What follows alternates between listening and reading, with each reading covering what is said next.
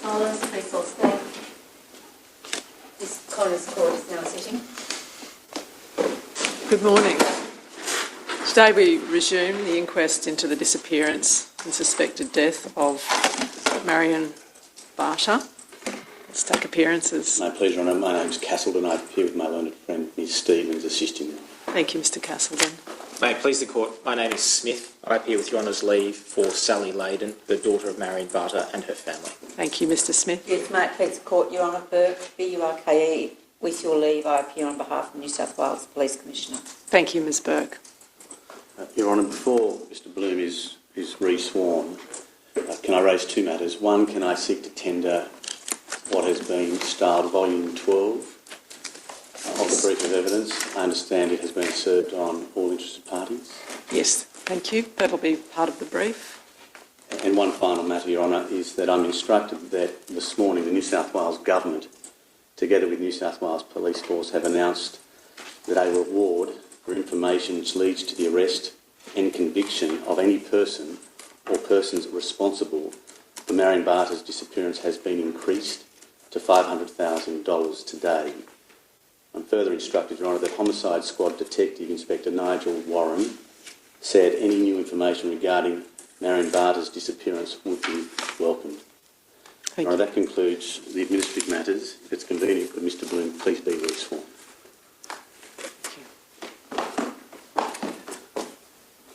Good morning.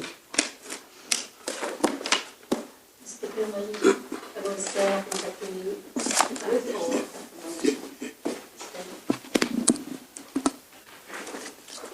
You take the oath, won't you, or an affirmation? The oath. You don't want the other.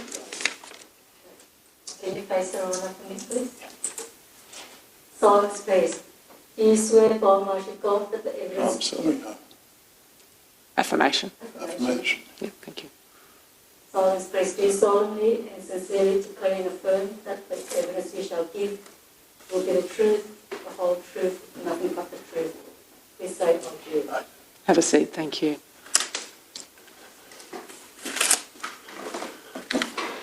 Mr Bloom, do you have any notes with you this morning? Not this, no. Thank you. I just wanted to go back into the evidence that you gave before Her Honour in February of this year. Yep. Do you agree with me that we established that prior to 1976 that you had a long history of fraud? Yes. And that led to your incarceration for some years in France? Yes. Did we also establish before Her Honour in February of this year that between 1976 and 1998 you changed your name a number of times by deed poll here in Australia? Yes. Did we also establish that in that same period, 1976 until 1998, that you obtained a number of new passports in different names here in Australia? Different name in past. Yes. Yes. And did we also... Sorry to interrupt, Mr Bloom. Would you mind keeping your voice up Oh, yes. as best you can? Thank you. Okay. And did we also establish in February of this year before Her Honour that in that same period between 1976 and 1998 you obtained a number of driver's licence here in New South Wales and in Queensland in different names? Yeah. Yes. And did we also establish, Mr Bloom, throughout the early to mid-1980s that you resided in Luxembourg? Yeah. Yes. And that whilst you resided in Luxembourg you operated a business on behalf of your family? That's right. And whilst you were living in Luxembourg, did you become friendly with Monique Cornelius? I did. And through Monique Cornelius, did you come to learn about her husband or former husband, Fernand Remakel? Yes. And do you agree that we established in February of this year before Her Honour that by 1986 you had obtained by deception a Luxembourg international driver's licence in the name of Fernand Nicolas Remakel? Yes. Do you also agree by 1988 you obtained by deception a Queensland driver's licence in the name of Fernand Nicolas Remakel? Yeah. And that same licence was reissued in 1992?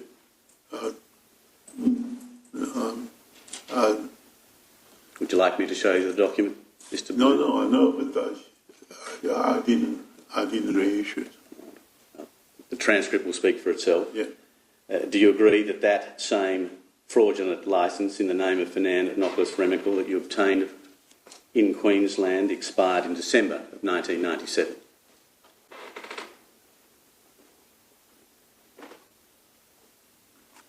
Yes.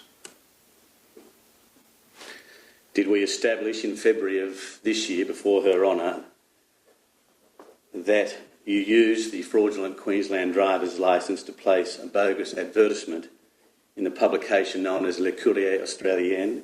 I did. Or marriage? That's right. And did we also establish in February of this year, before Her Honour, that same advertisement to which I've just referred contained a PO box at Lennox Head? Yes. And a telephone number which you had kept secret from your wife and family?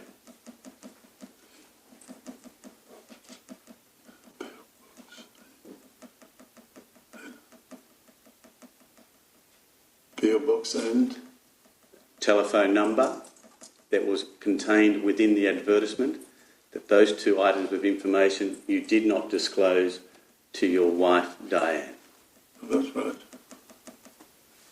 Did we also establish in February of this year, before Her Honour, that in 1997 you were living in Wollongbar, That's right.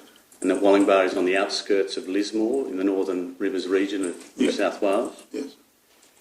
That at that time, 1997, you were an invalid pensioner? Yes. That your wife at that time in 1997 was on a carer's pension? That's right. And that throughout 1997 money was tight? Exactly. Yes. Since February of this year, when you concluded your evidence, have you taken the time to watch your evidence on YouTube or through the Coroners Court website? No. Have you discussed your evidence with anybody since you concluded your evidence in February of this year? No. I had a few conversations with my wife. That's about all. And has your wife discussed with you the evidence that you gave before Her Honour in February of this year? No.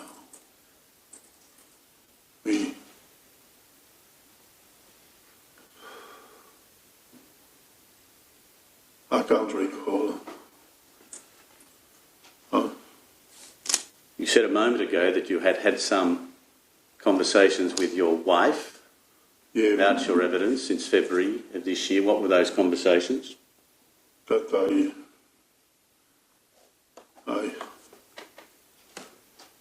I just affirmed to her that I didn't have anything to do with it. That's about all.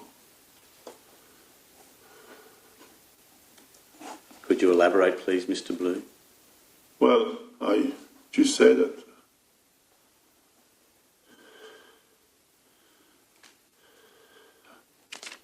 I'm not responsible for anything which is the reason why I'm here. Have you come to learn in recent days that New South Wales Police have spoken to your son?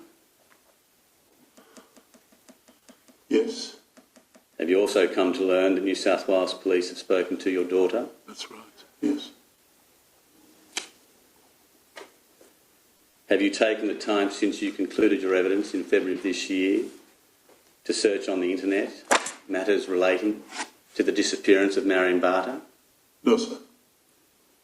You have not listened to the podcast, The Lady Vanishes, since your evidence was concluded in February of this year? No, sir.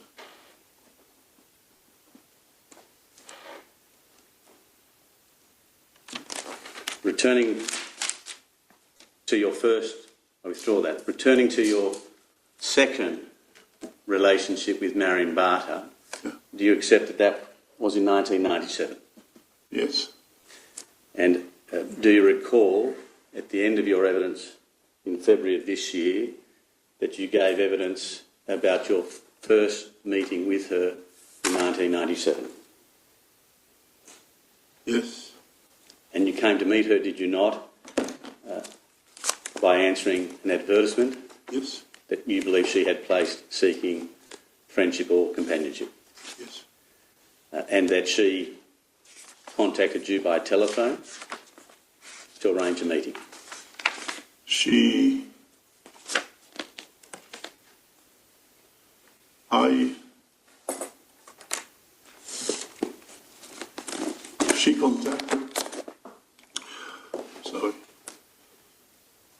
contacted, yes, but prior to that she contacted the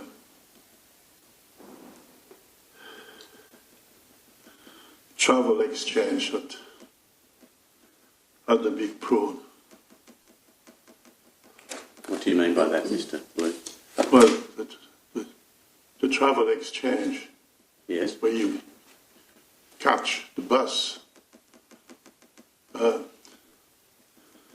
In West Ballina. in West. Yeah. And what's that got to do with Marion Barter contacting you? Could you explain, please? Yes, because when she answered my ad, she didn't. At that time, she didn't have her phone number. And when I answered, I asked, obviously, contact, and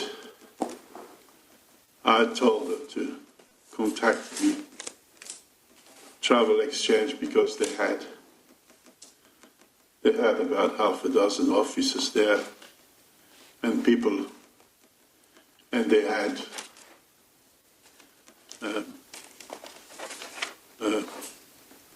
phone number that people could contact. So she contacted me there. Just pausing there, we're drifting off a little bit. At the start of your answer, you said when she answered my ad. Was it you who placed the ad seeking companionship in 1997 that she answered? No, she put the ad in and I answered the ad. Why did you just say, in response to my question, at the start of your answer, when she answered my ad? I was confused, I'm sorry. Was that a slip, Mr. Bloom? What do you mean about a slip? Did you place an advertisement in 1997 seeking friendship or companionship?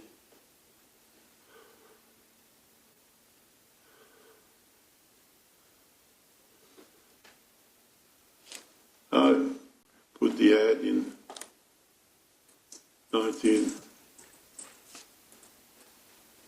in the Courier Mail. And did you, after placing that ad in 1994 with Le Courier Australian, yeah. place any other advertisements seeking companionship or friendship with women? No, that was the ad she did put in the, I believe in the Gold Coast Bulletin. And picking up part of what you've just said this morning and what you said on the last occasion in February before Her Honour, you wrote a note to the publisher of the relevant ad and nominated your telephone number should the person seeking companionship wish to contact you. Do I understand your evidence correctly? Yeah,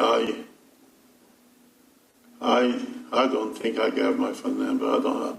Not 100%.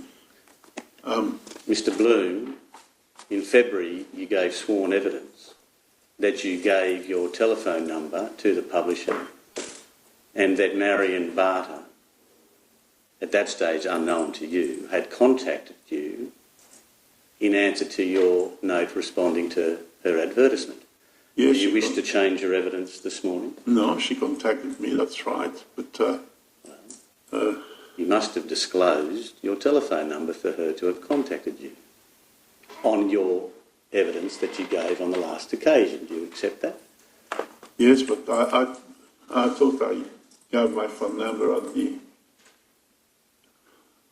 travel exchange, and then she contacted there. I Would you like to see the transcript of your evidence on the last occasion, where you give clear evidence, not once, but more than once, that she telephoned you to arrange a meeting? All right, if that's the case.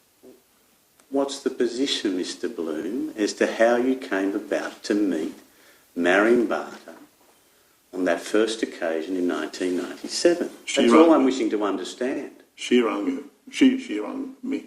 She rung you. Yeah. And do you agree that for her to have rung you, you must have disclosed your telephone number, if not directly to her, to some third-party intermediary to pass on to her? No, if I talk to her on the phone. Pausing there,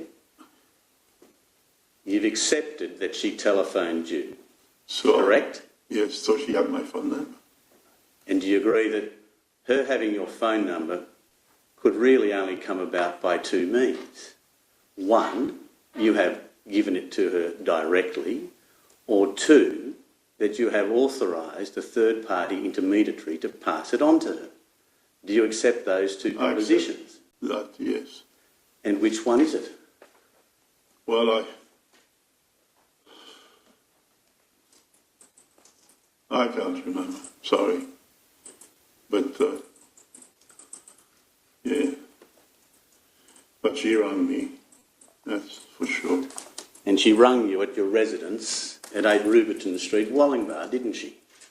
Yes. And you arranged to meet with her? Yes. And you travelled from your residence in Wallingbar to South East Queensland, did you not? To Southport. No, I travelled further than that, but anyway. To meet Marion? Yes, at a railway station, north of Southport somewhere. North of Southport? Yes. How far north of Southport? It's on... Brisbane? No. Robina? I can't exactly remember. Maybe Robina, maybe... I don't know. It was on the... I went to a railway station which is on the...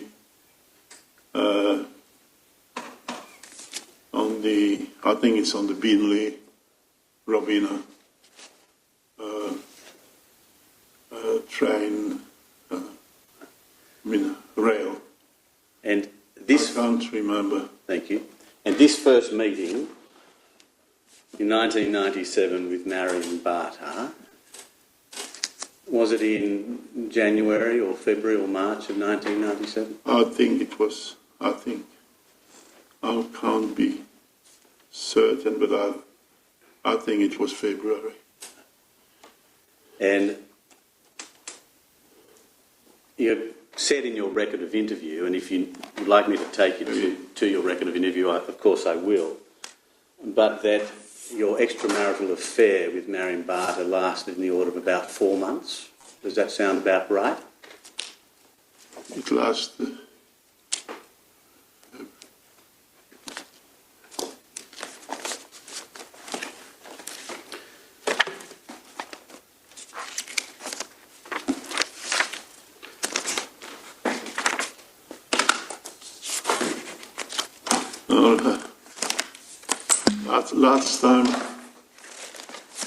Last time I saw her,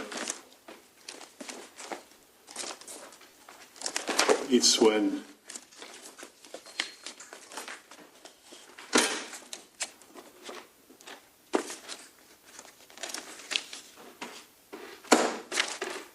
yes, 4 months. And you would agree with me that if your first interaction with Marion in 1997 was February, that at some point in June of 1997, the extramarital affair with Marion came to an end? In February, March, April, yes. May, June. 4 months, do you accept that? Yeah, yes. And over that 4-month period, between February and June of 1997, on how many occasions did you see her? 4 times. 4? Now think about it, please, Mr. Bloom. Yes. Are you sure it was 4? I saw her first time, like you just said, in February. I saw her a month later. And then I saw her last time in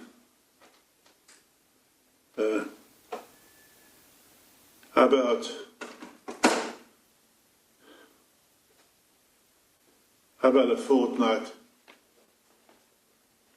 Oh, no. Can I suggest this to you, Mr. Bloom, that you saw her in June of 1997, firstly? I think we've established that as... I saw her in June when she came to pick up the boxes. That was the last time I saw her. And that was when you refer to the boxes, when Yes. you and her went to a school in Southport, correct? No, I went to a school before that. That was on the third time I went there.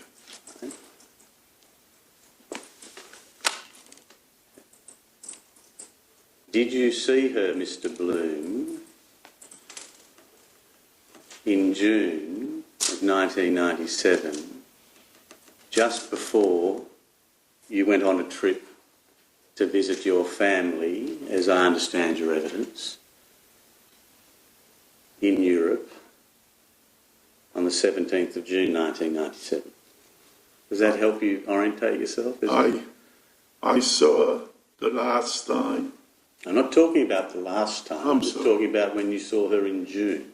In June, I saw her when she came to pick up the boxes. And those boxes, you say, were not boxes at any school. Do I understand your evidence correctly? My understanding is that the books contained school material that she was going to air freight to England, where she bought a school. That's what she said.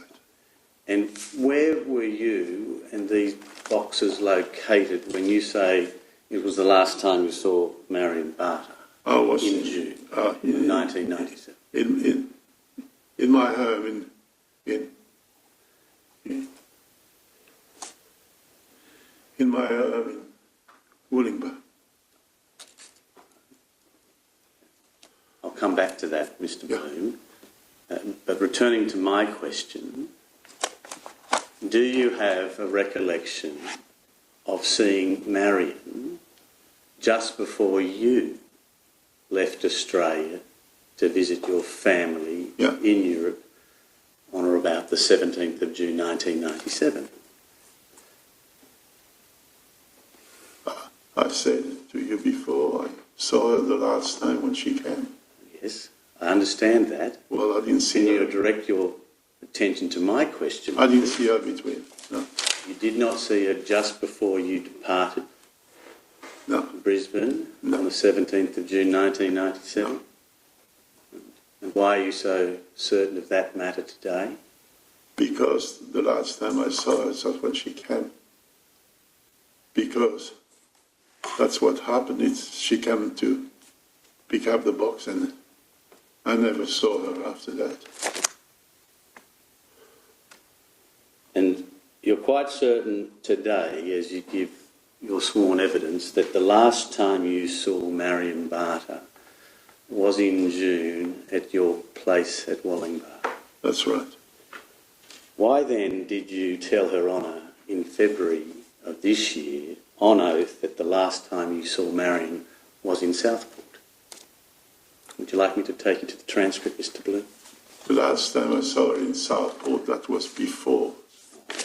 But the last time I saw her in Southport,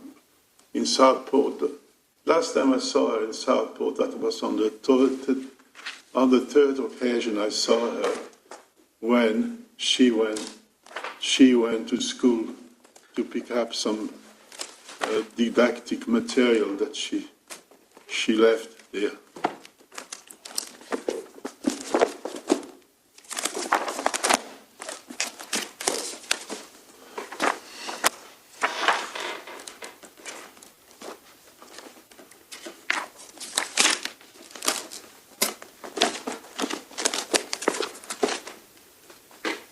about to read a passage from evidence given by Mr Bloom on the 18th of February 2022, commencing transcript page 559. Thank you.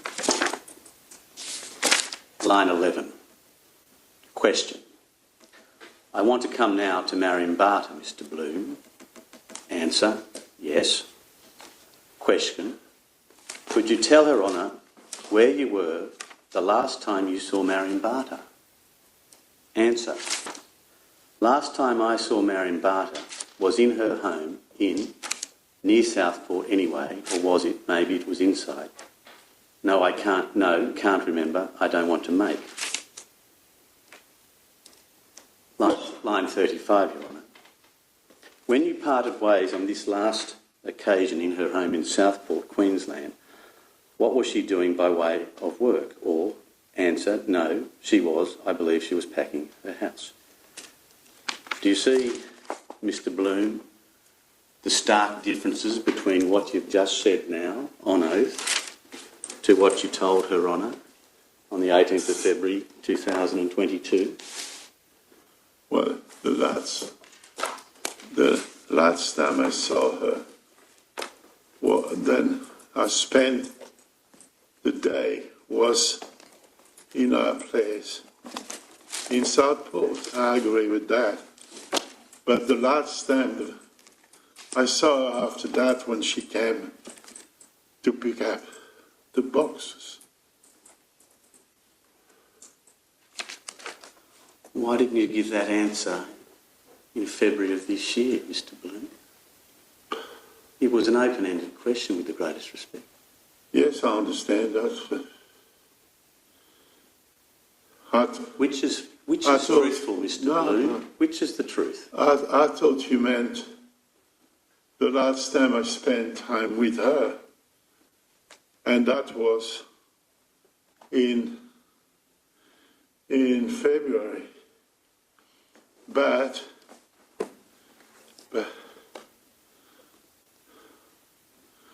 at that time, she asked me if I'd mind to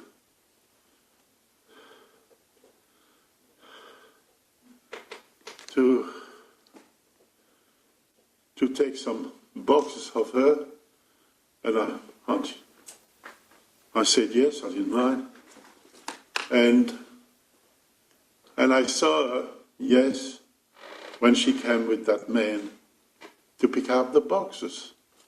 But I didn't spend time with her. They were there the most 10 minutes.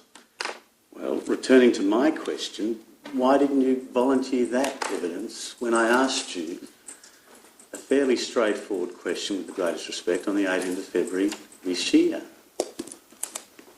Because I meant when I last spent time with her. Can I just clarify something? So you said the last time you saw Marion was when she came with that man to pick up the boxes? Exactly. From your place in Wollongbar? Yes, Your Honour. When did the boxes get there? The box got there about a fortnight or thereabouts before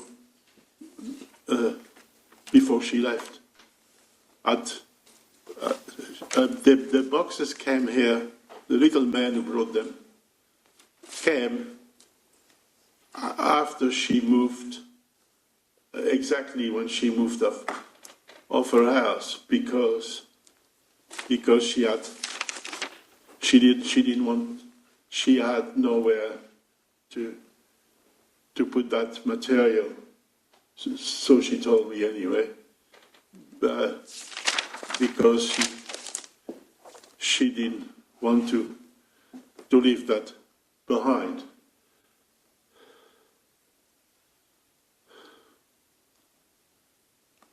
That's about all I can remember. And in fact, that little man came, elderly. Sorry, which man came? Sorry? The what man came? An older man came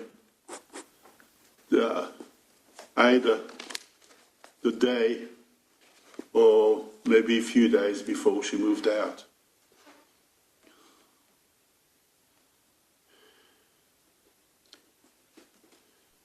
Thank you, Your Honour. Mr Bloom, your wife has given sworn evidence in these proceedings on the 15th of February 2022 that you told your wife, Diane, to have a very. The last time you saw Marion was in Queensland, not in Wollongbar. Is she also confused and mistaken? No, my wife didn't know that she came to Wollongbar. And last time I talked about her with my wife, I told her that I wasn't going to see her again, and I said the same thing to Marion. I said I was married with 2 kids, and I didn't want this charade to go on. Well, we're going off tangent. I want to be as fair as one can be with you, Mr. Bloom, in relation to the evidence that your wife has given before her honour. On the 15th of February this year, transcript page 306, commencing at line 37, your wife was asked this question: what did he, and the he is referring to you, what did he tell you about the last time he saw her? And the her is Marion Barter. Yeah. Answer, this is your wife. I just told you that he had gone to Queensland and had been with her for 2 days or 2 nights and left.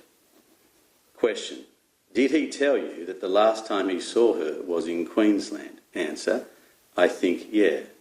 Question, are you quite certain of that? Yeah. Moving on. A response is given on page 307 at line 11, where your wife says, he said he never saw her again after he saw her in Queensland. At line 33, partial answer on page 307. The last time he saw her was in Queensland. I agree. That was the last time I spent time with her. And that's what I said to my wife. You did not tell your wife that you had seen her for the last time when she came to your joint residence in Wollongbar to No, because my wife wasn't there. And she didn't know about it, and I never mentioned. And Mr. Bloom, when do you say that you first disclosed to your wife, Diane, that you had been having an extramarital affair with Marion Barter?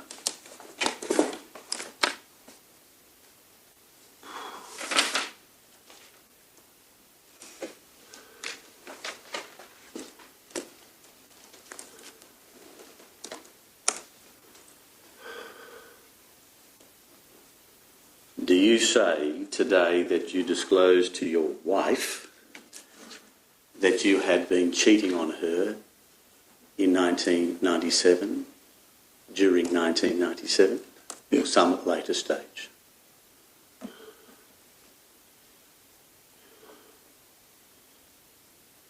Yes, I can't remember when, but in 97, yes. And that's when you say you disclosed to your wife that you'd been cheating on her with Marion Barter. Exactly, yes. Mr. Bloom, your wife has given sworn evidence on the 14th of February this year to this effect. Transcript page 216 at line 7. Question, but you had no idea of Marion Barter until September or October last year. Is that your evidence? That's right. I want to suggest to you, Mr. Bloom, that your wife's evidence is that the first she knew of your extramarital affair with Marion Barter was when you disclosed it to her last year after police had been in contact with you about Marion Barter's disappearance. Do you accept that?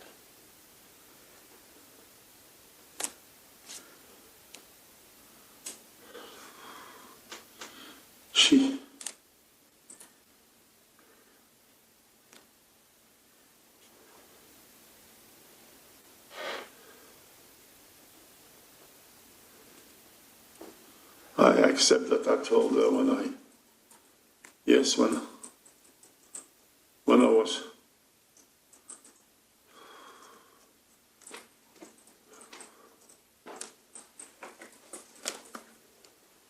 when I told the police.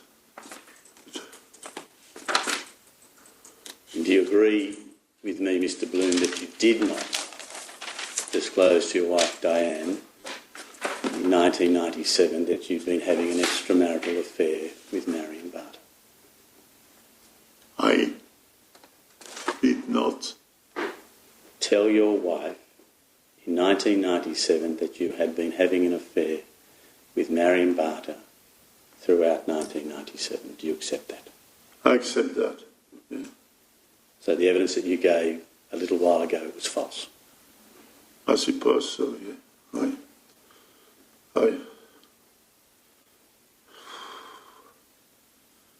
I can't remember. You know, since I was here last time, I've been diagnosed with Do you require an adjournment, Mr. Bloom, to compose yourself? No. I've been diagnosed with Parkinson's disease, and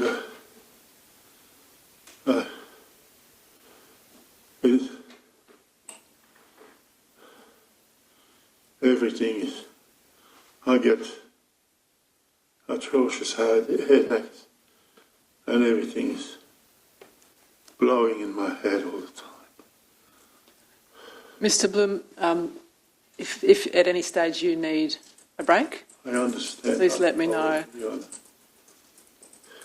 And Mr. Bloom, if you feel in any way that the evidence you're giving is impaired in some way, please inform Her Honour. Okay. Can I return now to that first interaction with Marion Barter in February of 1997? Yes. You gave evidence at the conclusion of the last tranche of hearings that when you met Marion in a car park, Exactly. that she warmly embraced you. That's right. To summarise your evidence in my words. Yeah, she was in the car park, and when I arrived, I had to go across the railway line on a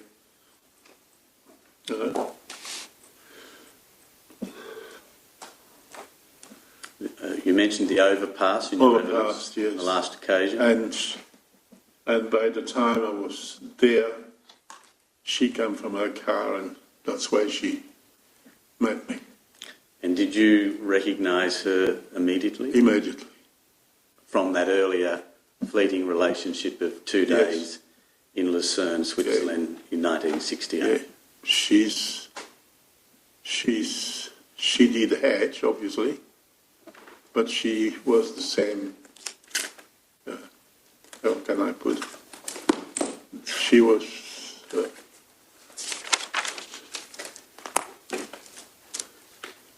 the same. As I told you before, she was very, very old-fashioned, and her hairdo and everything, she looked the same. Anyway. And what did you do on that first occasion? On that first occasion, we went for dinner at an Asian restaurant that she knew.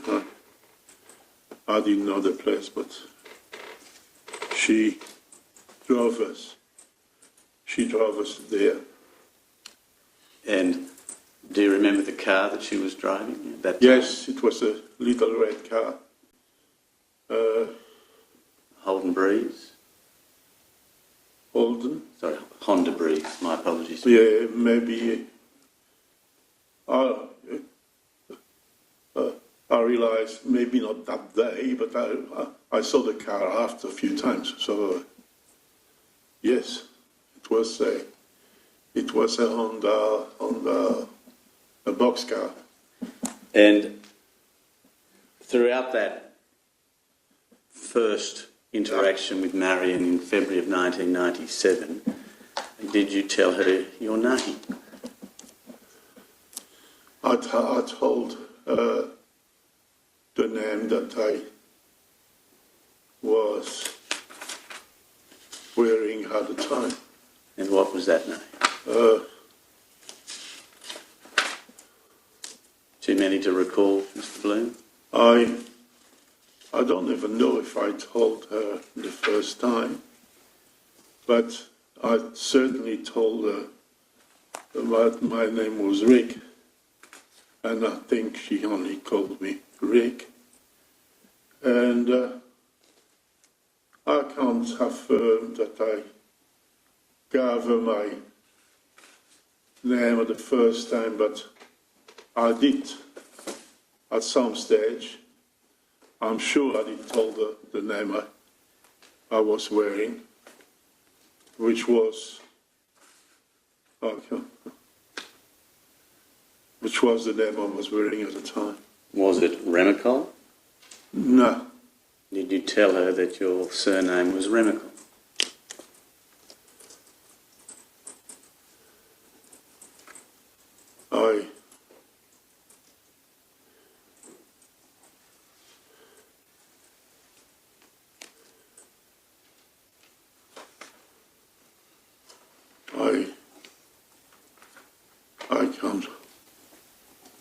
I can't remember if I did say that. No. Your Honour will note, and for the benefit of the transcript, the significant pause in answer to that last question. Can't remember, you say, Mr. Bloom? No, I can't. Is there a possibility that you told Marion Barter that your name, surname that is, was Remakel? I think she did answer that name. She did answer that head. And obviously, I suppose that she remembers the name, but I don't recall discussing it. Mr. Bloom, you just said now she did answer that ad. Is that another slip, Mr. Bloom, in the sense that you had placed the ad and that she has answered? Let me finish, please. And that she has answered your advertisement of a kind similar to the ad you placed in 1994 in the Le Courrier Australienne publication? Yes, she answered the ad, won't you? Did I hear you correctly just now that she did answer the ad? She did, yes. And which ad are you referring to that she answered? The ad that I put in. The ad that I put in I think it was the Gold Coast Bulletin, but I'm not 100% sure. But I can't recall. Yeah, but I think it was in the... Anyway, it was a good, in a Queensland paper. I want to be very clear on this. This is an advertisement that you placed. That's right, Your Honour. So the evidence that you've given this morning and elsewhere that you answered an advertisement placed by her is false. I was confused. Were you confused when you attended upon New South Wales Police Force detectives and told them that it was you who had answered an advertisement in what you believe was the Gold Coast Bulletin? Were you confused then, Mr. Bloom? I wasn't then in the state of mind that I'm now. And were you confused when you gave sworn evidence in February of this year before Her Honour when you told Her Honour that it was you that had answered an advertisement placed by Marion Barter? Were you confused then, Mr. Bloom? Obviously. As I told you before,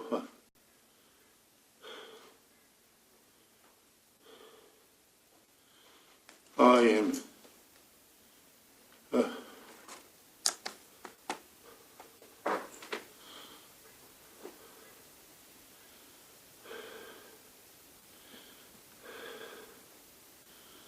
I'm not right in my head any longer. And even with my family. Mr. Bloom, Marion Barter's family is present in this courtroom this morning. If there's something you wish to say to get off your chest, now may be an appropriate time to make full and frank disclosure to the family of Marion Barter and to Her Honour, the State Coroner of New South Wales. Now is an opportune time, I suggest to you, Mr. Yes, I said that I saw her 3 times, plus the time she came pick up the boxes. I did. I never saw her again after that. I never saw her in Australia. I never saw her in England. I never saw her after she came back. Did you break Marion Barter's heart when you ended the relationship, Mr. Bloom, in your opinion? Did I? Break her heart, in your opinion, when you ended the relationship with her in 1997?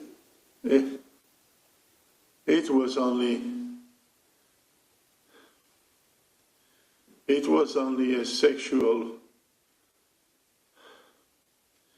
relationship, and I told her so, and she knew so. I never promised her anything. Oh, God, no.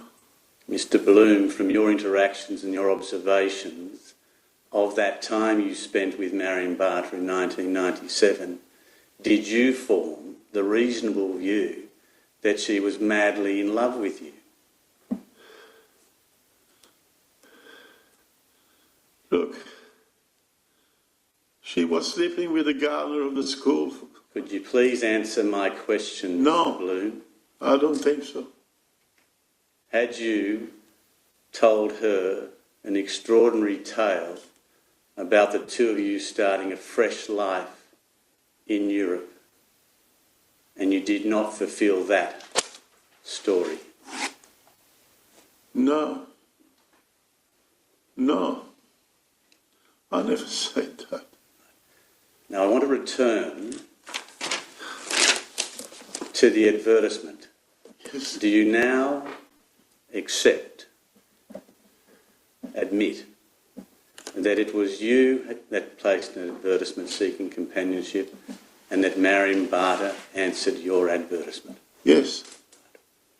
And you're quite clear on that? I'm quite clear on that. And you have no impairment in giving that answer just now? No, no. You're competent to give that answer? Yes, So, I'm confident. why the lies before this time in relation to how it was you came to meet Marion Barter on that second occasion in 1997?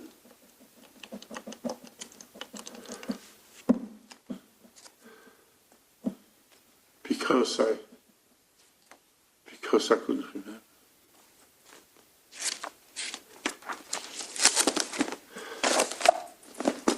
Did you think it would help your evidence, Mr. Bloom, by giving a false account of how you came to meet her on that second occasion in 1997? When I met her in 1997 was, like I said before, was at a railway station. note of, Mr. Bloom, you're not being responsive to my question with the greatest respect. yeah, Did you give a false account to police and Her Honour on the last occasion you gave evidence as to how you came to meet Marion Barter on that second time you met her in 1997? That is after 1968 when you say you first met her. oh, sorry. Well, did you tell that account, that false account, because you thought it would assist or help your position? No, it was,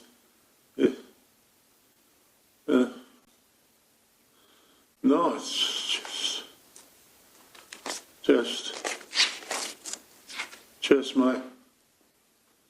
just my memory. Your Honour, could the witness please be was. provided with his police statement? I understand it's found in volume 8, tab 280, Yes. commencing at page 2205.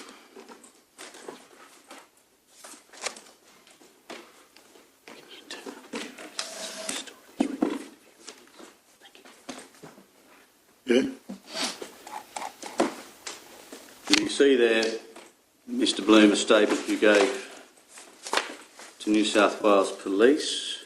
yeah, And could I ask you please to turn to page 2206, which is page 2 of 4 of the police statement signed by you. two, The next page of the statement, please. 06.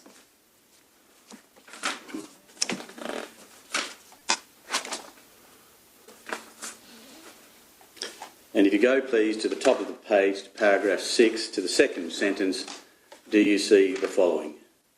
I answered a personal advertisement in a newspaper from Queensland. I think the ad was in the Gold Coast Bulletin, but I cannot be 100% sure. The ad was from a woman looking for a date or a partner. I wrote a note to the newspaper providing my phone number for the woman in the ad. I received a phone call. After that, it was Marion. Unbeknownst to me, Marion had posted the ad that I responded to. Do you say that when you gave that account, that false account, you were confused?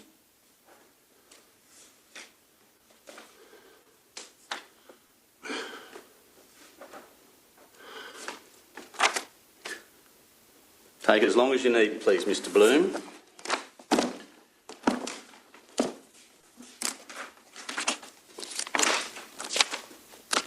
yes, I answer an ad in a Queensland newspaper. And that, as I understand your sworn evidence this morning, was a false account due to your confusion. Do I understand your evidence this morning correctly?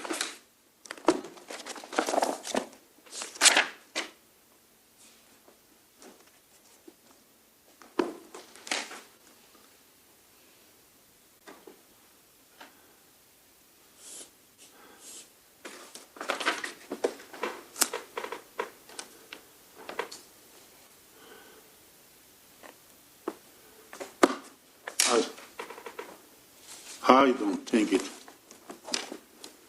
was naughty.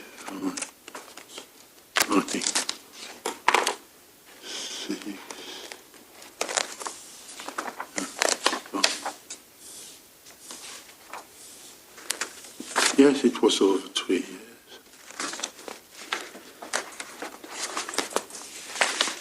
Do you agree with my question? No, I don't think I was confused. You just lied, did you, to police? No, I didn't. Why? Why did I lie? Because you have told Her Honour in clear terms this morning, more than once, Yes? that it was Marion who answered your advertisement. Yeah, that was... I said that I answered.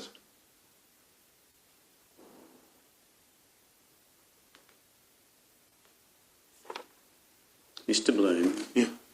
with the greatest respect, I thought I put it to you fairly and squarely a little while ago that the evidence that you are now seeking to give is that it was you who placed the advertisement seeking companionship, and that Marion Barter answered your ad. She answered my ad. Thank you. Stop there. She answered my ad. Now, when you use the term ad, are you referring to an advertisement you placed, you said before, in the Le Courrier Australien publication, seeking companionship? Yes. And that it was Marion who answered that ad? Yes. And that ad was placed by you? Yes. Do you see then, having made those admissions, that what you say in paragraph 6 of your New South Wales Police Force statement is contrary to the evidence you've just given now? Yes, I understand that. And as we had established, I thought, that the account that you've given in that statement of paragraph 6, your statement, was a false account to which you say was brought about by your confusion. Exactly. Have I established, to your satisfaction, that what one sees in paragraph 6 of your signed New South Wales Police statement is wrong? Yes, sir. And you say it is wrong because you were confused when you gave that version at that time? I agree. Can I ask you this, please, Mr. Bloom? Why did you not at any time before this morning seek to correct that error? Because I never went back to. You were taken to that very passage when police conducted an electronic record of interview. Yes, I understand that. In September of last year. Yes, I understand. And you accepted at that time, Yeah. again before New South Wales Police, that it was you who had answered an advertisement seeking companionship. It was me who put the ad. And are you able to explain, Mr. Bloom, when you gave evidence before Her Honour on the 16th of February this year, Yes. when I took you to your New South Wales Police statement, did you respond in these terms? Question: and do you accept the contents contained within this document, and that is referring to your police statement, is true and correct to the best of your information, knowledge and belief? You answered yes. Yeah.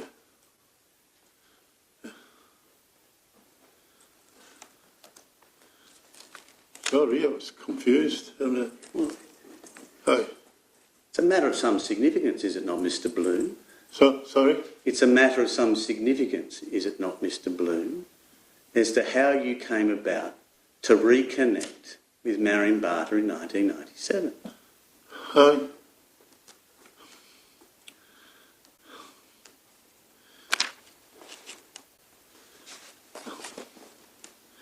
She plays an ad that I answer to, and that's correct.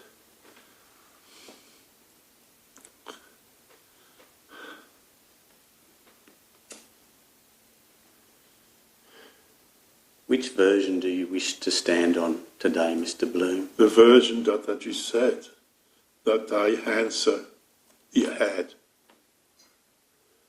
You seem to be going around circles, with the greatest respect, Mr. Bloom. While You seem to be blowing in the wind as to which version you wish I to am tie your colours to. I am not blowing in the wind.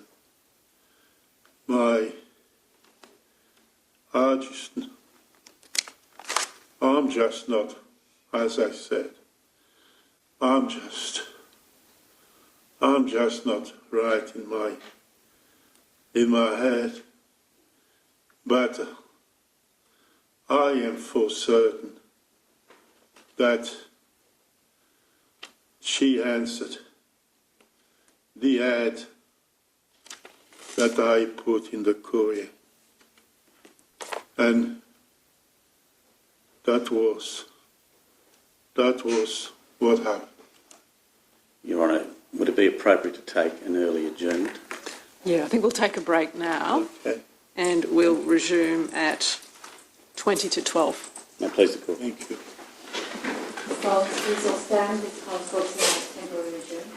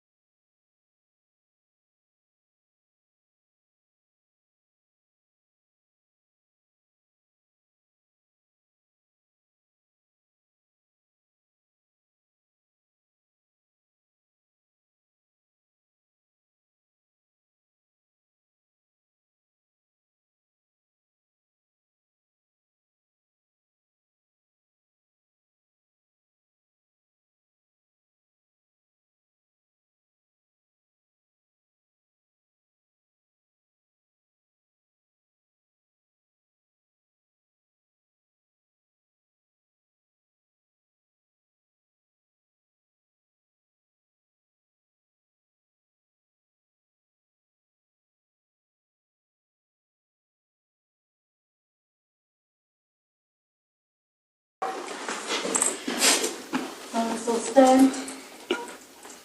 Coroners Court is now resumed. Yes, Mr Castleton. May it please, Your Honour. Mr Bloom, are you comfortable? Yes, thank you. Thank you. I just want to return to your evidence last year in February. I withdraw that. Your evidence that you gave earlier this year in February. Do you still stand by your evidence today that the first time you met Marion Barter was when you had a fleeting sexual relationship with her over 2 days in Lucerne, Switzerland in 1968? I do. Returning, if I may now, to your first interaction with Marion Barter in 1997, correct me if I'm wrong, Mr Bloom, but have you given evidence this morning that you believe you first reacquainted yourself with Marion Barter in February of 1997? Yes. Yes, I did. And that your extramarital affair with Marion lasted for about 4 months, correct? Yeah, correct. Ending, based on your evidence this morning, in June of 1997. Yes, I've got that general summary correct? correct.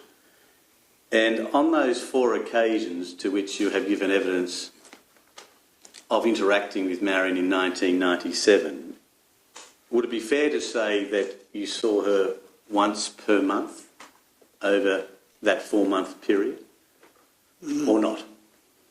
No, I saw her over 3 months, 3 times. Pausing there, Uh, please, Mr Bloom. the last time, Let me finish, please. Before the morning adjournment, yes, you gave evidence, did you not, yes, that you saw Marion in 1997 on 4 occasions yes, I did. over a 4-month period. Yes, I did. And I thought I had just established just now that you agreed that that was what your evidence was this morning. Yes. Why now are you saying 3 months over a 3-month period? No, because I saw her because I saw her in her place three times, and I saw her in my place once. A matter of location, you say. That's right. You had 3 interactions with her Yes, in Queensland yes, at her residence in Southport. yeah, And then the next and final time you say you saw her was at Wallingbar, where That's you right. resided in June of 1990. yes, I agree. And returning to my earlier question, in relation to each of those 4 occasions that you had an interaction with Marion Barter, did it occur once per month? Yes, That is to say, you had one interaction with her in February yes, at her home in Southport, yes, that you next saw her in March Yes. of 1997 at her residence in Yes. Southport, that you next saw her in Southport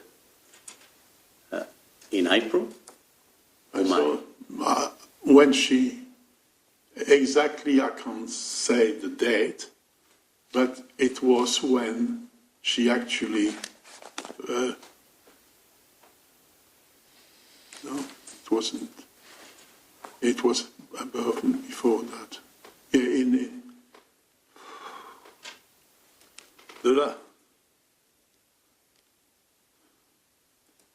no, the third time was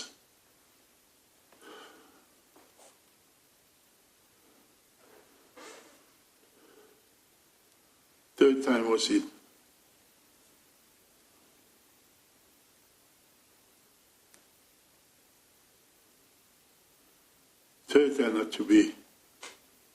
Third time had to be in March.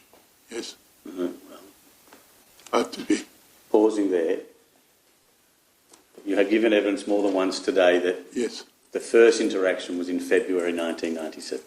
yeah, that's because that's February that she came. And met you at the railway station car park? Yeah, Right.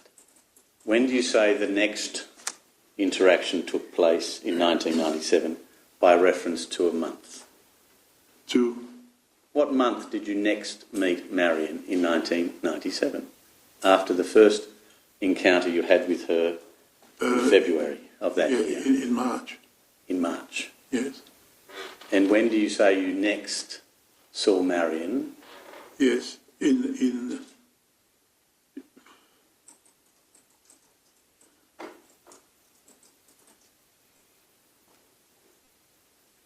had to be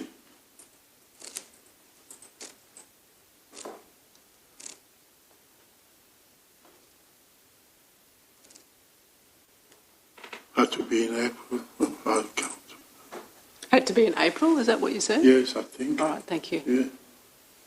Could it have been in May or June that you last saw her in Queensland? In May? No. Or June? In Queensland, not in Wollongbar, but in Queensland. You've nominated April.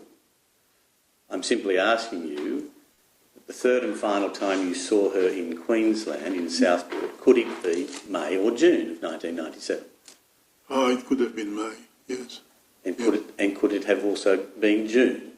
No, June, that's when she came to my place. And could you have seen her in the month of June before she came to your place in Wollongbar? No. And why do you say that with some degree of positive certainty? about that because she came after she sold her house. And, I mean, Well, just pausing there. When you refer to after she had sold her house, yes. are you referring to the fact that a sold sticker was placed on a billboard? Are you referring to the completion of the sales contract? Or are you referring to the moment in time where she had to vacate her sold premises? She said that she was moving to a friend. So, and that she was moving out. And did she say that to you at Wollongbar or at Southport? No, she said that to me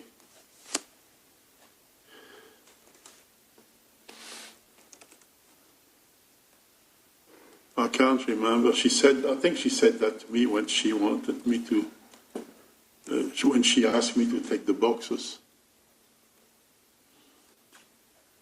I think. And that was, do I apprehend, before she visited you in Wollongbar? That's right. That's about 2 or 3 weeks before. 2 or 3 weeks before she left to Europe. Do you know what date? I withdraw that. At that time, did you know what date she was to depart Australia for Europe? No. You've come to learn, I take it, now, having read the material that's been provided to you, when she departed Australia? No, I didn't. I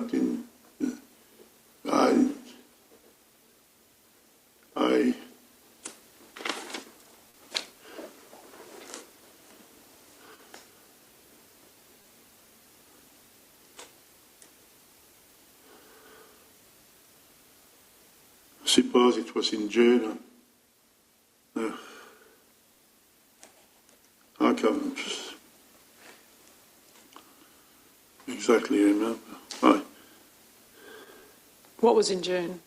That she departed to Europe, I think. And how do you know, Mr. Bloom, it was a few weeks before she departed that she spoke to you about leaving with you some boxes? Oh, because I suppose, I don't know, but she asked me then, and I didn't see any, she said she couldn't put them anywhere else, so she asked me. Returning to, if I may, that first visit in February of 1997, yes. You told Her Honour that you went to an Asian restaurant, yes. that Marion drove a small red car. Yes. Did you go to her residence that evening? Yes. And did you spend the night with her? I spent the night there, yes. And it was a sexual relationship that Yes. evening? And how long did you stay at her home in Southport before you returned to Wallingbar? You stayed another night? The first time I stayed overnight. Just one night? Yes. Not more than one? Not more than once, no. And what did you do apart from having an Asian meal? Did you do anything on the following morning? Did you meet any friends of Marion or go out for breakfast or take a walk? Can't remember. Can't remember? No. Did... But we didn't do anything. I think we listened to music. All right. Now, do you remember where she lived in Southport? I remember the house, but I don't know where exactly. Every time she picked me up at the transit terminal and dropped me there afterwards. Just so I'm following clearly, Mr. Bloom, on each occasion that you met with Marion, on the 3 occasions Yes. In Queensland, Yes. she would pick you up. The first time she picked me up at the railway station. Yes. The second time she came to the Bus terminal? bus terminal, yes, and the third time as well. And that was during daytime. And on each occasion, did she take you back to either the train station or the bus station so that you could travel south to Wallingbar? Exactly, yes. She didn't drive me back to the railway station. She drove me back to the terminal. The bus terminal? The bus terminal. On each of those 3 On occasions? each of those 3 occasions, yes. And coming back to the first Yes. encounter in February of 1997, did you, on that occasion, go to any theatre production or watch a movie? No, nothing of the kind, no. I can't. No, that was the. I think that was the second time. No, it's okay. And doing the best you can today, what did you learn about Marion on that first occasion in February of 1997 in circumstances where you hadn't seen her for 30-odd years? No.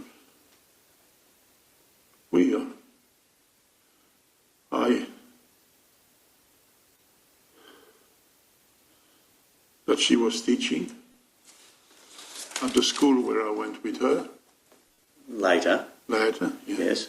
She told you that she was a teacher? Yes, and that she resumed or she resigned, and that she was going to the UK to, that's what I discussed with her. She was going to the UK to buy a school and teach in England. Now, are you quite certain she told you all those things on that first encounter? Or could you be conflating other over the 3 information that she's told you at different times? Yes. And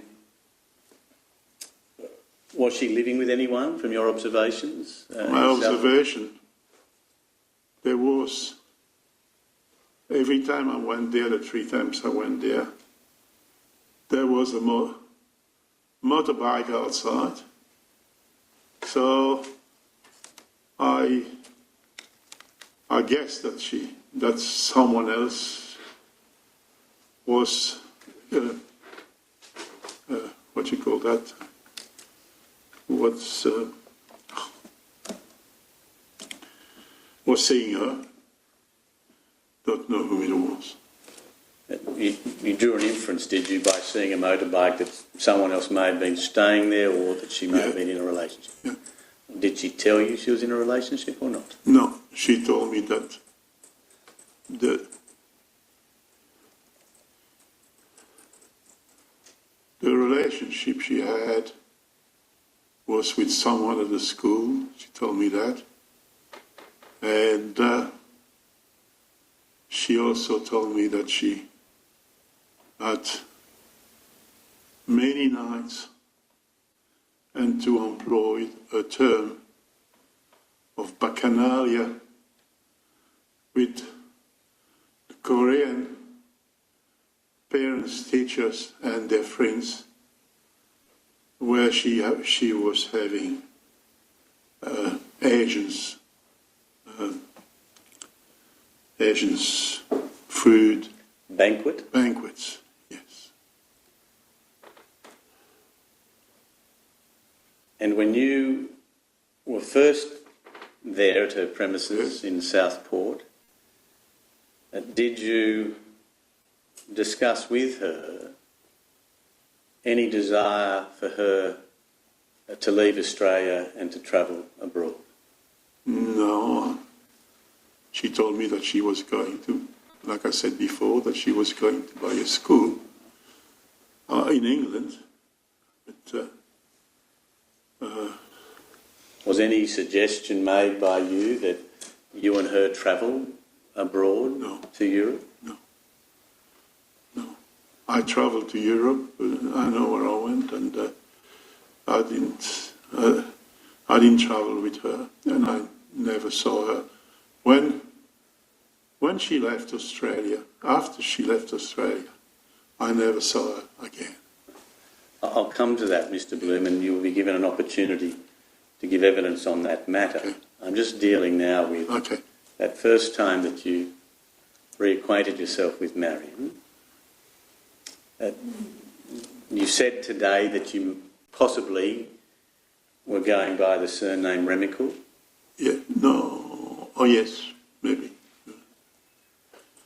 And did you talk about what you've been doing since you last saw each other in 1968?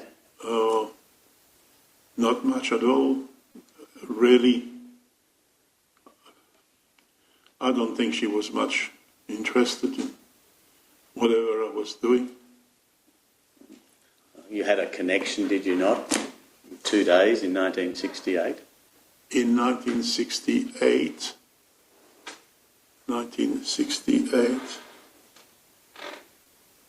when you first had a fleeting relationship with Marion Barter in Lucerne. Going back 1960.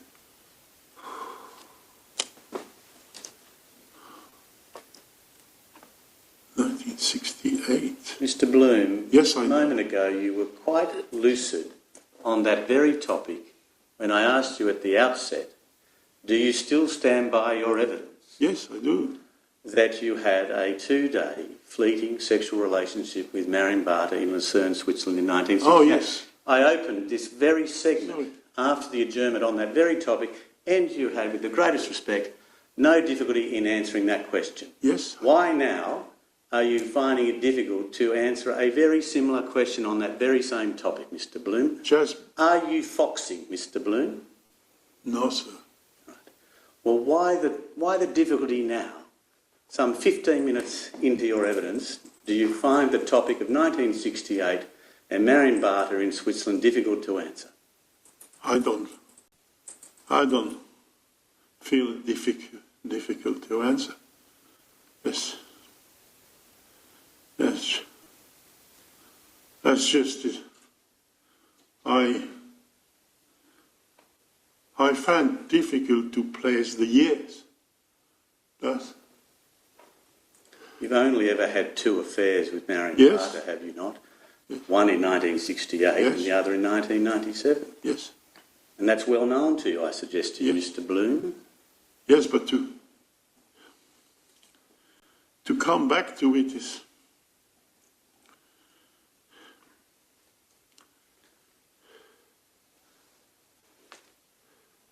If if I may move on, Mr. Bloom, do I understand that you did not think Marion Barter cared too much about what had happened since 1968 and 1997 as it related to your good self?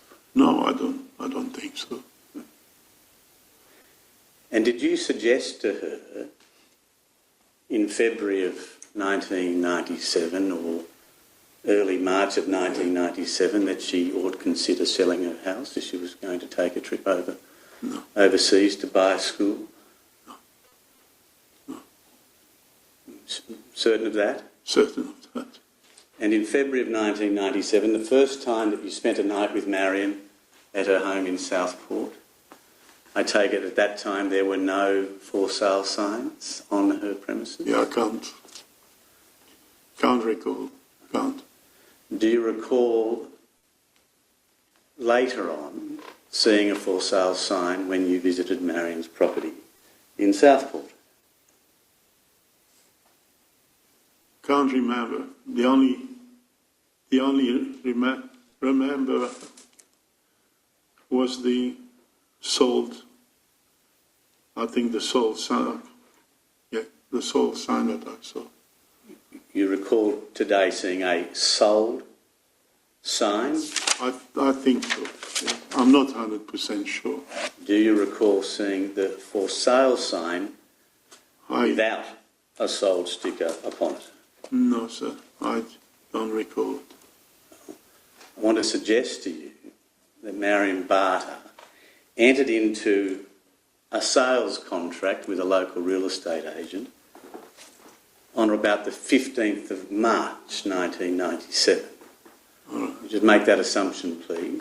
Does that help you with your memory as to when you may have seen a for sale sign at her premises? No, sir. Could you assume, please, that a contract for the sale of her house in Southport was exchanged on the 23rd, on the 25th of April, that is Anzac Day of 1997. Does that help you in terms of when it may have been that you saw a sold sign upon her lawn in Southport? It doesn't. No. Now, you said that you saw her on 3 occasions at Southport. The first, you stayed overnight. Yes. Have I got that correct? Yes. Marion Barter took you to the bus terminal the following day. Yes. And then you headed south to Wallingmark. Yes. What did you tell your wife, Diane, as to where you'd been and what you'd been doing? I didn't give any specific explanation. You know, she didn't give any explanation. Did you tell her before you left that you're going away for I went for the day. night or so and that you'd be back shortly thereafter? No, I probably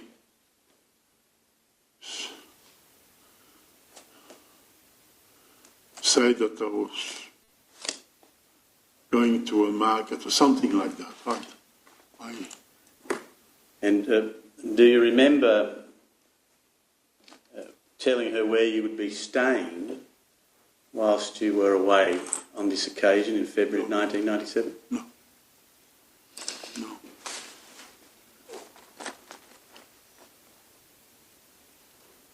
Did you have friends in South Queensland, in Southport or in other suburbs of the Gold Coast at that time that you could stay with?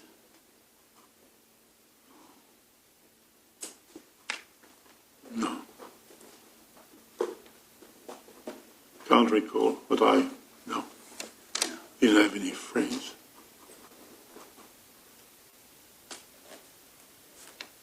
Now, coming to the second interaction, you gave evidence earlier to Her Honour that you believe, doing the best you can, that was in March of 1997. Yes. Does that? No, Are you comfortable with that? I thought that the first time was in March, and I thought.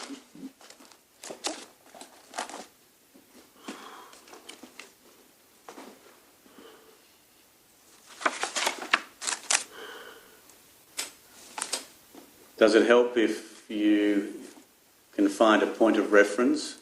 Yes. Your children celebrated birthdays, both of them, in April. In April. Of Yes. 1997. Yes, and I was home on both occasions.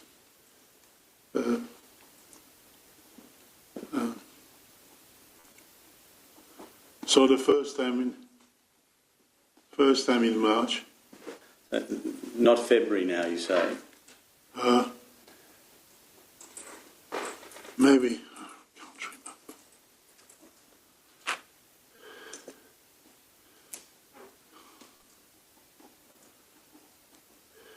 All right. Well, Maybe end of February.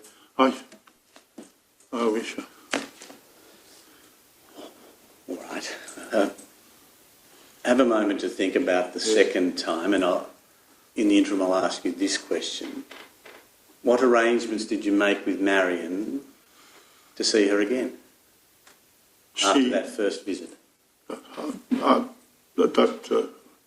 I'd just ring her and she'd come and get me from the bus terminal.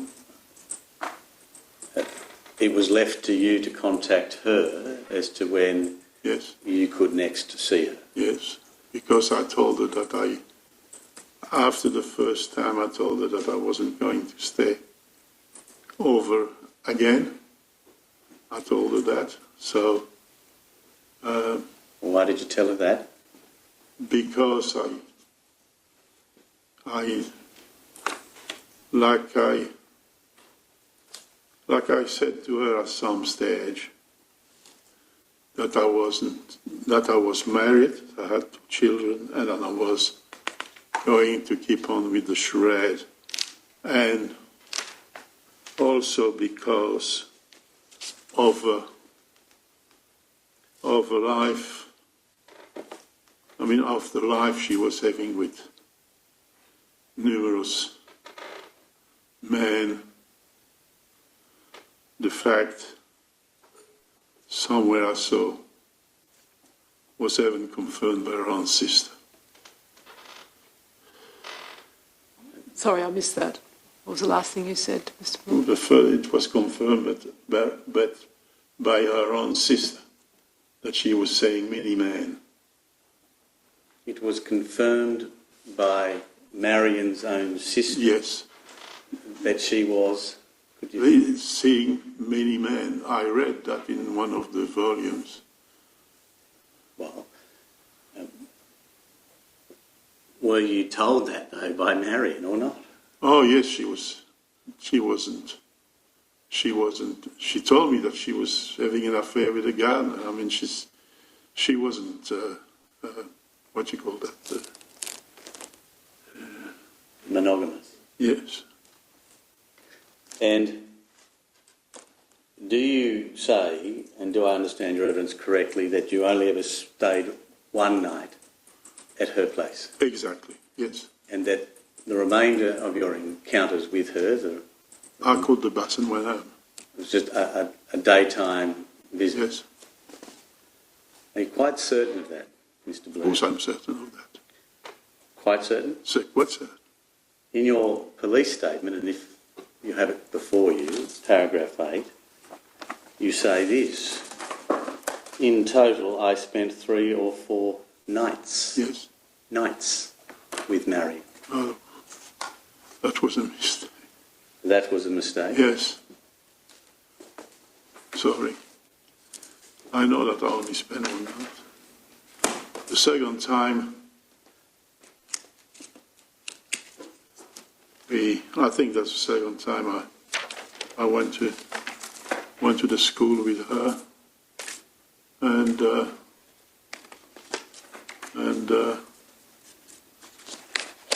afterwards she returned me to to the bus depot and went home. And do you recall on that occasion what you may have told your wife as to where you're going on that day? No, I just went for the day, so I didn't give any explanation.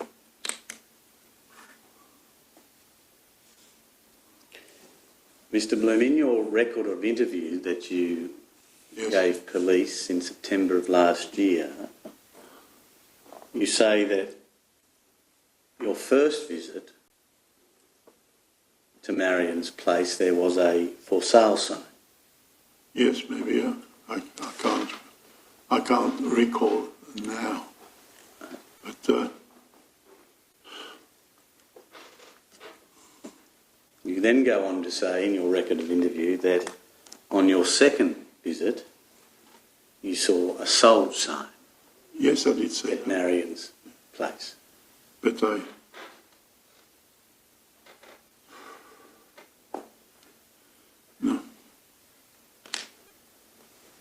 don't remember, sir. Well, it seems you were able to remember in September last year those details. My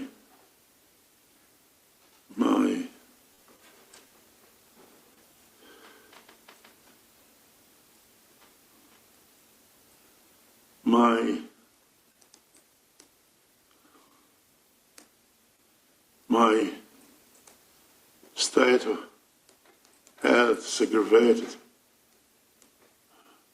much since then. I can only say that.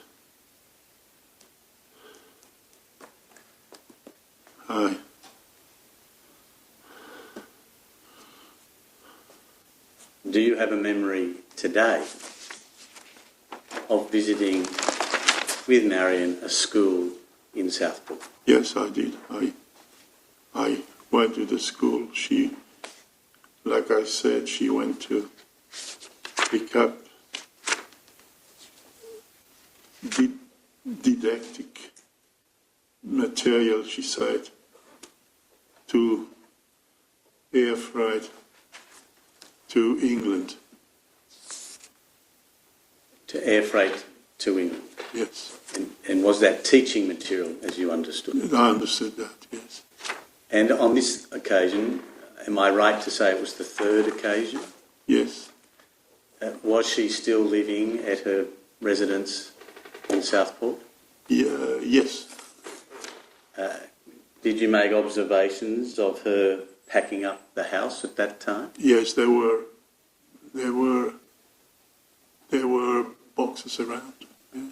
Did you help her with any of the packing up? No. And did she tell you at that time, or before that time, where she was going to live before she went overseas? No. I don't know. I never knew where she went to live. She just told me that she was going to a friend. But she didn't tell me where she was going. I don't remember. Do you remember whether the friend to which you just referred was a female friend? She was, sorry? A female friend that she was Yes, that's perhaps what, moving yes, with. that's what she said. And on the last occasion you saw her, that fourth occasion, in Wallingbar, a few weeks before she Yes. departed Australia, did she say anything to you on that occasion as to where she'd been living? No, I assumed that she was living with her friend, but she never said anything about it. I just want to return Yep. to an earlier question that I asked Mr. Bloom, which was how you came to make arrangements to meet up with Marion. And do I understand your evidence correctly that you would telephone her Yes, to make an arrangement that you will come Yes. and visit? Have I understood your evidence correctly? that I was making arrangements. No, she made the arrangements. Mr. Bloom, please, would you telephone Marion to make an arrangement for her to pick you up at the bus terminal? Yes. Yes. And did she, throughout this extramarital affair that you've given evidence about, last for about 4 Yes. months, and did she ever contact you to make arrangements for you and her to meet, or not? No, I'm the one who arranged according to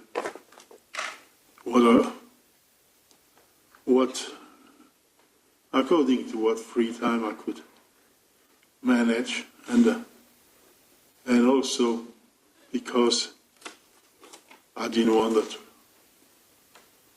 relationship to last. So I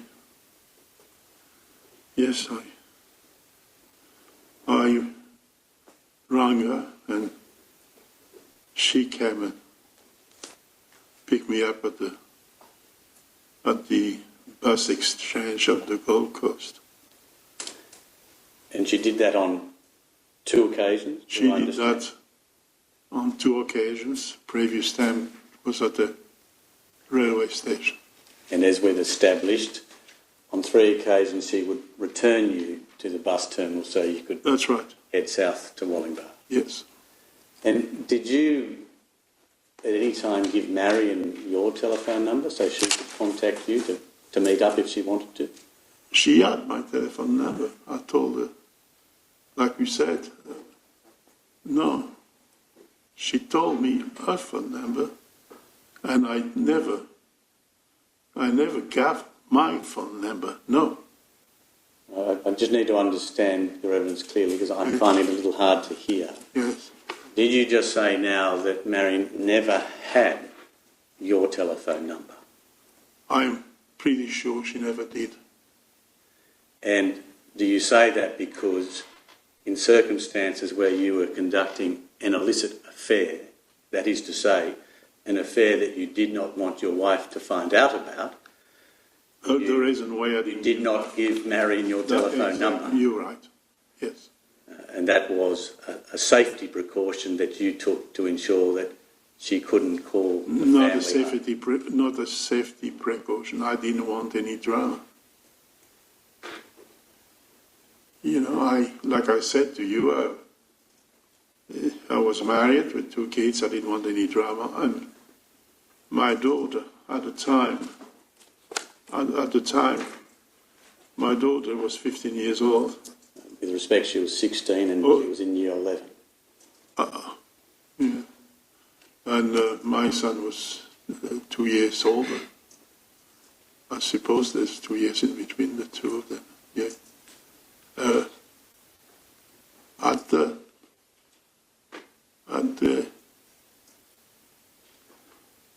Suffice to say, you did not disclose to Marion your telephone number to ensure that she could not contact you to create potential drama with Exactly. the family household. Yeah.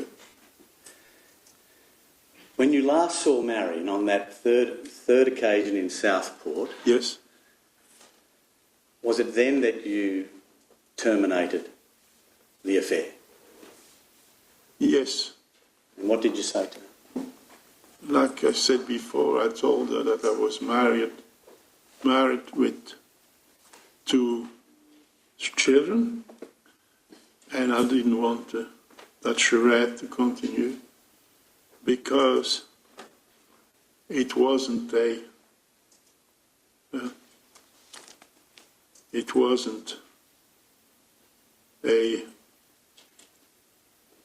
I mean, she had other relationships, And considering that, I just wanted to not having any further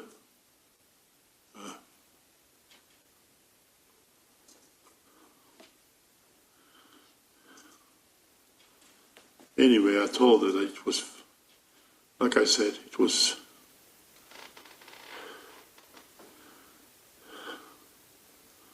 Told her it was over. it was over, yes. And when you told Marion that it was over, that is your relationship with her, was that the first time that you told her that you were married with children? When you terminated the relationship? Can't recall. Can't remember. But maybe it was. I can't recall. And was she disappointed from your observations to hear that the relationship was coming to an end? No, I don't think so. She had other fish to fry.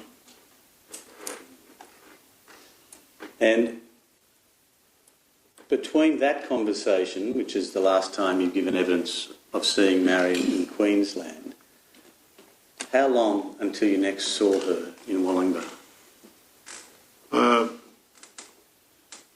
Can't remember.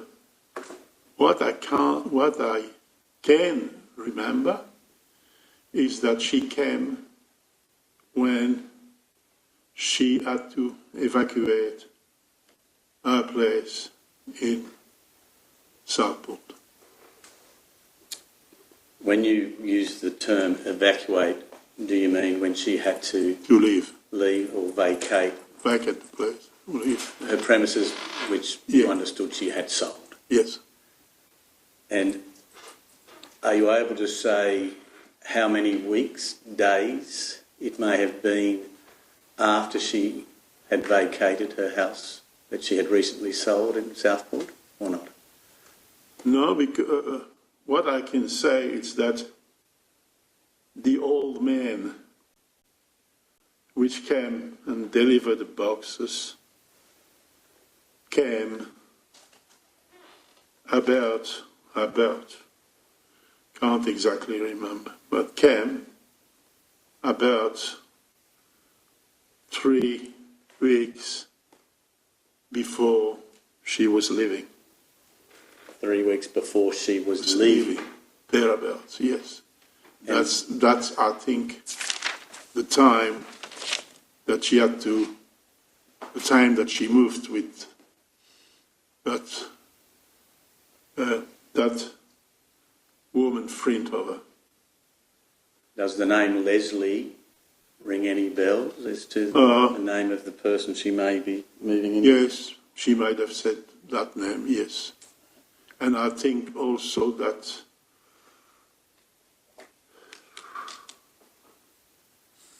prior to that, and I can't remember when, prior to moving, at one stage I was staying in a place. On one of the occasions I was staying there.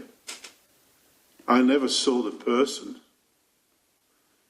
but I think she said, I'm talking of Marion, I think she said that she came to pick up a chair which a friend of Marion's came to pick up a chair which she had looked like a church pew. A bench seat? No, the thing that people's go on their knees to pray. I can't explain. Did you meet this person? No. Did you sight this person? No. And you don't know on which occasion this took place, whether it was the last time or the second last time you saw her in Queensland? Maybe the second last time. I don't know. I can't remember. And it could could even be the first time. I just can't remember. And you mentioned a moment ago about an old man. Yes. Now, was the old man from a removalist company? Well, that was my assumption. And did this person that you've described as an old man Yes. come to your place in Wallingbar? Yes. And did he come alone or with people? He was alone. And what was the purpose of his visit to your place in Wallingbar? To deliver the boxes. And what boxes were delivered? There were 3. Sometimes I may think even there were 4. I can't exactly remember. But there were, at least there were 3 tea chests. Tea chests? Yes, which were sealed with metal strip around. And were they made of wood? Were they wooden tea chests? It was, I don't know if it, I'd say wood, but I don't know if it's really wood, I don't know. So, they're the things that they used to transport tea in big, And do you know what was contained within these Well, my tea assumption chests? was it was school material that that's what she said anyway. But I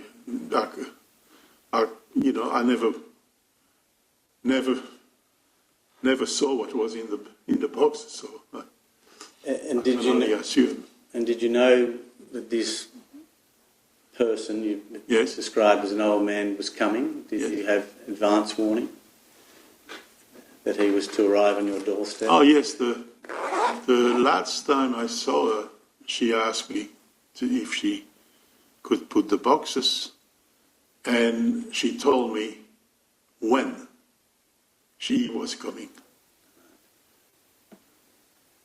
And do you know why it was she had decided that you were a suitable custodian of her belongings? I don't really know. She just told me that she couldn't put them anywhere else. That's all. I know that she told me that she put stuff in family and that she put stuff with her daughter, but I can't tell you.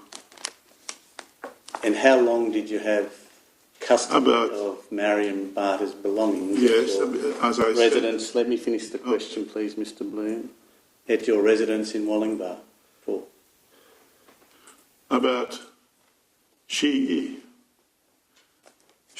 and a man came and picked them up about 3 weeks before she left. Yes. Returning to my question, how long did you have possession of Marion Barter's belongings for at your residence in Wallingbar? About 3 weeks. And what arrangements, if any, did you make with Marion Barter for either their collection or delivery The or last safekeeping? The last time I saw her, I repeat myself, the last time I saw her, she told me when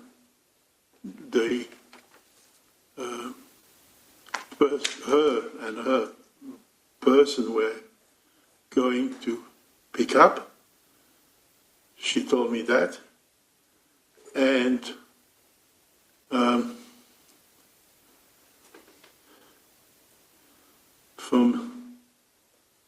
from memory, it was about, like I said, 3 weeks before she left. Did she telephone you to say, I'm coming down to pick up my boxes? What's a good time for you? I can't, it might, I can't remember, but I don't think so, because it would have make a maybe one of my children or my daughter could have answered the phone. So I don't think I made arrangements for. I think she only told me when. With no follow-up reminder to ensure that you were there when she takes the time and effort to drive down to Wollongbar, hoping that you will remember the arrangement. I made the date and I made sure that I was there on my own, yes. Mr Bloom, in circumstances where you no longer wanted to go through the charade, in circumstances where you wanted to avoid a potential family drama, Yes. why did you agree to take custody of Marion Barter's belongings after recently ending an extramarital affair with her? Because she told me she didn't have anywhere else to put them. And Did you not say to her, Marion, it's too risky for me to take your belongings? no. How risky was it? Well, you've already told Her Honour that you didn't disclose to her your telephone number to avoid a potential family drama. Yes, but the box, my garage was full of. I had a spare fridge, spare freezer. We have washing machine, all the lawnmowers, all the tools from the garden, and boxes with all sorts of things, going back to when my mother-in-law died and all that. Pausing there, Yes. did you not say to Marion, why don't you speak to one of your many other male friends and see whether they could take possession? No, I didn't. Who are a little closer to home than Wollongbar. I didn't. Didn't say that to her? No. Didn't suggest to her that she could perhaps leave those 3 or so tea chests with one of her close friends? No, she said they didn't have the room to put it. Did you say to her, what about a family member? No, she said she didn't want to. That's all. And that I think she didn't say didn't want to. She said she couldn't do it. And did you, from your observations on the first occasion that the tea chests arrived at your house in Wollongbar, draw the conclusion that Marion had paid someone to deliver those tea chests to your place? Well, I suppose. I don't know. Can I just intervene a moment? I just want to remind you, Mr Bloom, how important every little bit of detail you give us is in this. I understand, yeah. Because anything you say, you might not think it's important, but it might be really important to this investigation about what happened to Marion. Okay. So any small detail, it could be, what the truck looked like, how many boxes, little details. Okay. And that's why we're asking lots of questions. Okay. It's one of the reasons we're asking lots of questions. I understand. So anything that you think of now you may not have thought of before can really help us in trying to find out what happened to Marion. Okay, I understand. So just really try your best in as much detail as possible. I understand. Thank you. Okay.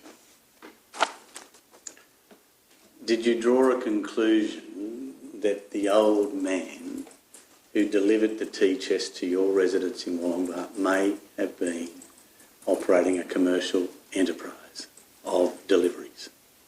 I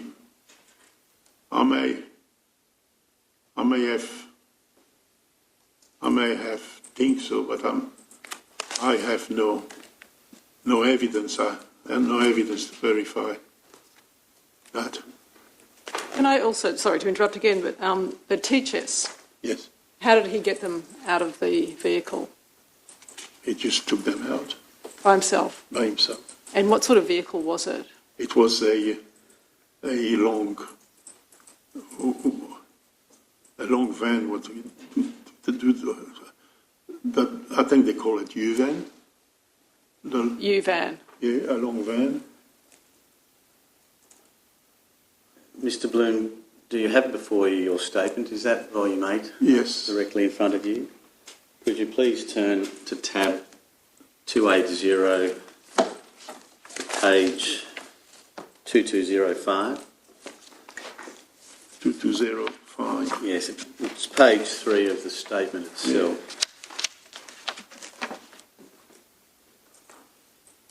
And if I can take you, please, Mr. Bloom, to paragraph 12. I can't be sure when my relationship with Marion ended. The last time I saw her, I was living in Wollongbar. Marion called me on the telephone.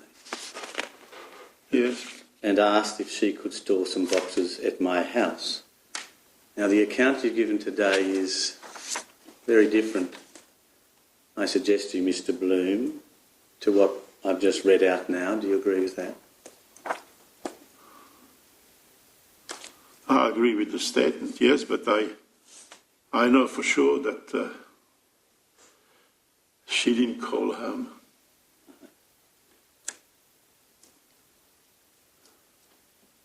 She didn't call him. She wouldn't have. Are you making up this aspect of your evidence in relation to you taking possession of Marion's belongings for a few weeks? What do you mean, aspect of my residence? I'll just put it to you, that you took custody of possessions belonging for Marion Barter and held them on her behalf for perhaps 3 weeks. I'm suggesting to you that are you making that up? No, sir. No. No, sir. Did she telephone you, or did you make an arrangement on the last time you saw her in Queensland in relation to the storage of these boxes? Sorry. She told me when she was going to come, and we set that up because I had to make sure that I was home alone. You see in your statement, I'll read it back to you, and if you need time to ponder it,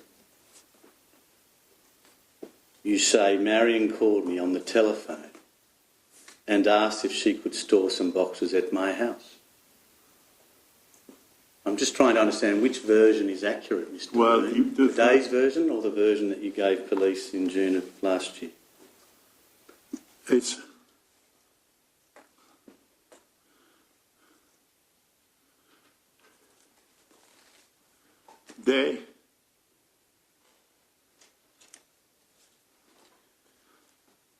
she arranged to collect the box with me, as I said before, because I had to be home the day she came. And I asked you a series of questions about that, and you said, in summary, that she did not call you because you didn't want one of the children to answer the phone. Exactly. And now in June of last year, you're saying Marion called me on the telephone. Yes. Mr. Bloom, I'm just wanting to understand. Yes, I understand, I do, but what version do you stand by? And if it be the case that you didn't store any boxes, then please tell Her Honour. yes, no, I did store the boxes. Yes, Your Honour. Can you reconcile which version is the more accurate or not? She gave me the time and came, as I said before, about 3 weeks before she left to Europe. Do I take it then that what I've read to you, which is contained in paragraph 12 of your statement, is false? It's not accurate, no. It's false. False. She did not call you. Sorry? She did not call you. No, she didn't. Why did you tell police that she did? Because I was in that state of mind. That can't. With respect, Mr. Bloom, Yes. you had no need I know. to lie to the police I know. about how you came to make arrangements with Marion Barter in relation to the storage of her boxes. because you had already conceded, that is, admitted to police, that you had been in a sexual relationship with her. I understand that, but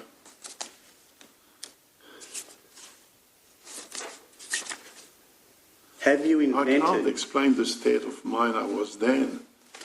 No, I am. When I'm now in another state of mind, completely. Oh dear. Mr. Bloom, have you invented a story about taking possession of Marion Barter's belongings? No. Why would I do that?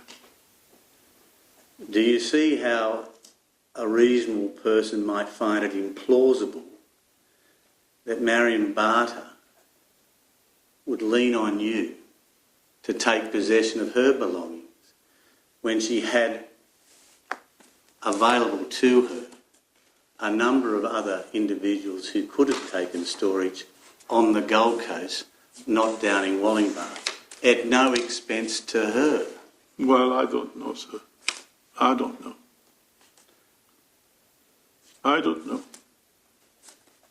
And for a man who has given evidence, I suggest, about avoiding the potential risk of a family drama, do you agree it was rather careless of you to agree to take belongings of a woman you'd recently had an extramarital affair with? Maybe it was careless, yes. Maybe I agree to that. But I made sure, like I told you before, I made sure that I was on my own.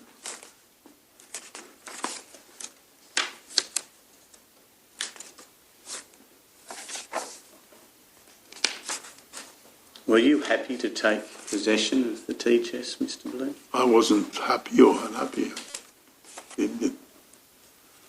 Were they collected from someone, Mr. Bloom, or did you remain in possession of them? The boxes.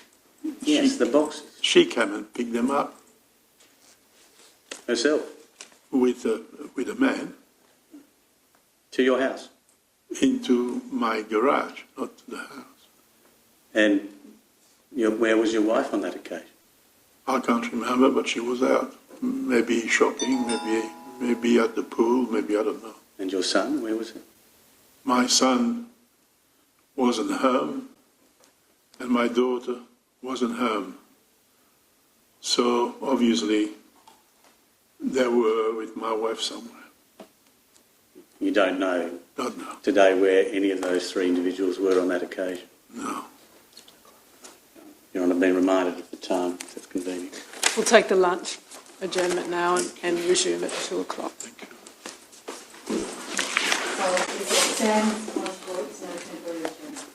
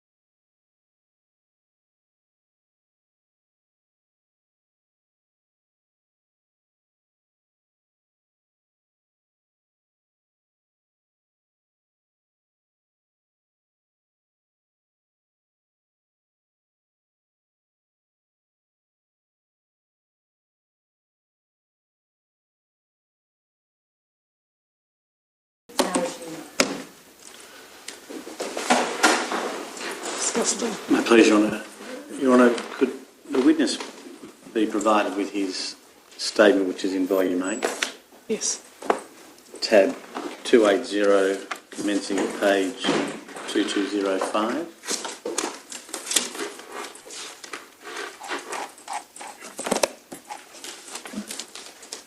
Mr Bloom, could you turn up your statement, please, and go to page 3 of the statement?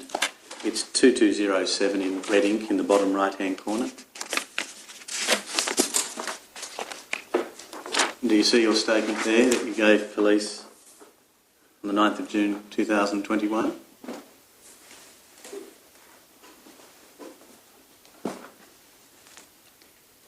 It's 2207. Yes. And do you see your signature at the foot of the page? Oh, yes, yes, yes. Above the name Rick Bloom? Yes. And the date 09 Yes. June 2021? Yes. Could you just go, please, to paragraph 12? Yes.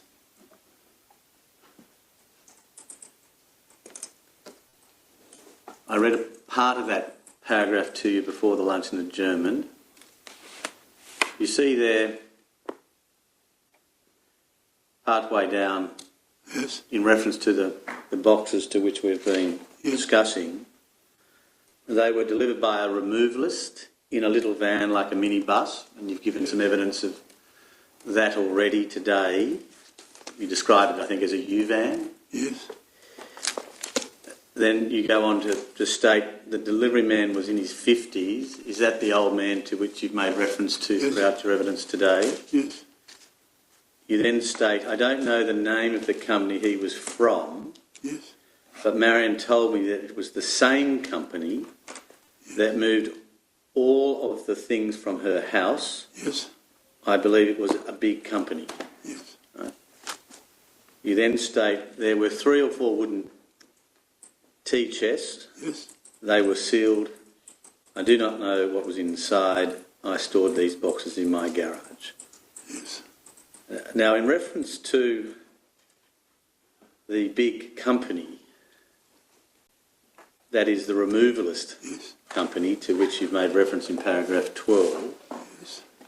picking up an observation that Her Honour made before lunch, can you provide any additional detail about that big removalist The company? company. Yes. Yes,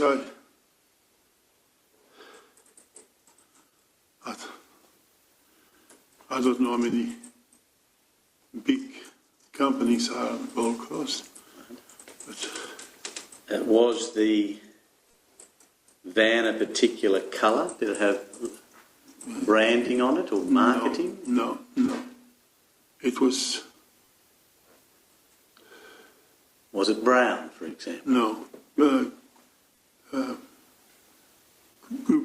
Greyish green, I think. And did you speak to the gentleman, the old man you described? I didn't say much at all. He put the boxes in the garage, and then he went outside to relieve himself, and then he took off. And although you've stated in your statement, dated the 9th of June 2021, that you did not know what was inside, Yes. do I recall correctly that today you thought there may have been teaching materials? Yes, that's what she said, but I never saw it. Do you know what other items may have been contained within these 3 or 4 wooden tea chests? No. Do you recall Marion mentioning to you fine china, porcelain, China? No. and dinner set? No. Can't remember. No, she never said anything like that. Now, you then say at the start of paragraph 13, Marion came to collect the boxes about 1 week later. Yeah. Now, today you've said perhaps 3 weeks. Yeah, that's what I think. Doing the best you can today, is it 1 week or perhaps in the order of 3? No, 3. 3. And then if you go down to paragraph 14, Yes. you recount a conversation with Marion Yes. that you had with her when she and another gentleman came to your place in Wollongbar to collect the wooden tea chest. Do you see that in paragraph 14? Where you state, Marion told me that she was sending the furniture from her house in Southport Yes. to one of her family in a suburb just north of the Gold Coast, on the left-hand side of the freeway. Yes. I can't exactly remember the name of the suburb, but believe it might have been Mudgerybar. Yes, because the police show me a map of the area, and that's how I sort of recall the name that she told me. Anyway. Mr. Bloom, you then state, she told me that was where all of her furniture was being moved to. Yes. Marion also said that she was giving all of her valuables to a female that lived nearby Yes. in Southport. Yes. You then state, I remember that Marion had a chair in her house that looked like a church pew, Yeah. and this woman came and picked it up. Yes. Now, you've mentioned the church pew today. Do you see there that by the time Marion has come to your place in Wollongbar to pick up the tea chest, that she was sending the furniture from her house in Southport to one of her family in Mudgerybar? Yes. And can you explain why she has gone to the expense of hiring a big removalist company to send 3 or 4 wooden tea chests to your place in Wollongbar, some distance from her home in Southport, Yeah, I understand that. only for those very items to be collected by her and another individual, male, to go back to the Gold Coast? No. She Do said. you see how Yeah, I it understand. seems most unusual, perhaps But even they were- extraordinary, that she would go to those lengths? at expense? Probably went to a freight agent, or I don't know. She told that she was sending them to the UK, so I don't know. But you can't offer any explanation as to why she just didn't simply leave them with the friend that lived nearby in Southport or a family member. I think the person didn't have the room. I don't know. How would I know? I don't know. Or just simply leave them with the furniture removalist company. Yeah, I don't know. You don't know. Don't know. Do you think it's strange Strange. that she nominated you to take custody of her she personal did belongings nominate for such a short period of time, Mr. Bloom? Yes, she didn't nominate me. She asked me, and I didn't see any. I didn't see any. What do you call that? Any.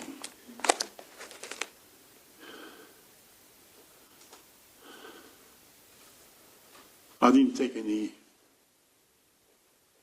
I didn't think further.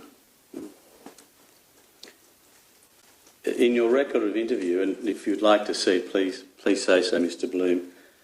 At question 421, investigators, that is New South Wales Police Force detectives, asked you this: why did Marion ask to leave them at your house? That's in reference to the tea chest. You answered, because she was moving all her belongings to, at the time, I think she said, Mudgerybar. And again, you don't understand why it was she just simply didn't move these 3 or 4 boxes to Mudgerybar? I don't know. I don't know. You then go on to say, at answer 422, she was moving all her belongings, and those, like she told me, when they came to pick it up, they were going to an airline think it's on the Gold Coast, Yes. but I'm not sure to drop them to be air cargo to Europe. Yeah. Do you have a clear recollection that those 3 or 4 wooden tea chests that she collected from you in Wollongbar 3 weeks before she went overseas were going to air cargo from the Gold Coast to Europe? That's from the Gold Coast to me. No. Air cargo from the Gold Coast to Europe is what you To told Europe, me. yes, yes, Do you have a clear recollection of her telling you that today? yes, yes. Again, can you explain why then the need for these 3 or 4 wooden tea chests to go from the Gold Coast to Wollongbar to sit for 3 weeks only to be returned to the Gold Coast, Yes, to be air freighted to Europe? Yeah. I've got no explanation for that. Could an explanation be, Mr. Bloom, that you concocted this story in relation to the storage of the 3 or 4 tea chests? I didn't concoct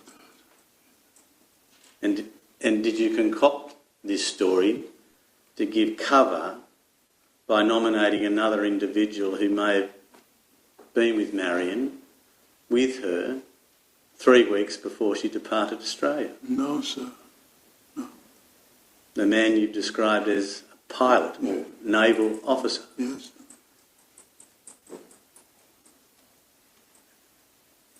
You swear today that the story in relation to the tea chests It's true. is accurate. Yeah.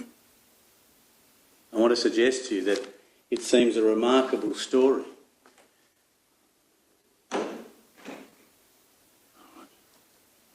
But, it's not story, it's a fact. How did you know when she was going to leave Australia? How did you come to learn on what date she was going to leave Australia?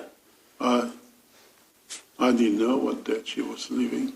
You said that she collected the 3 or so tea chests Yes. about 3 weeks before Yes. she left Australia. That suggests, does it not, that you knew when she was going to be leaving Australia? No, she said that she was leaving in 3 weeks. And doing the best you can, what month do you believe that was?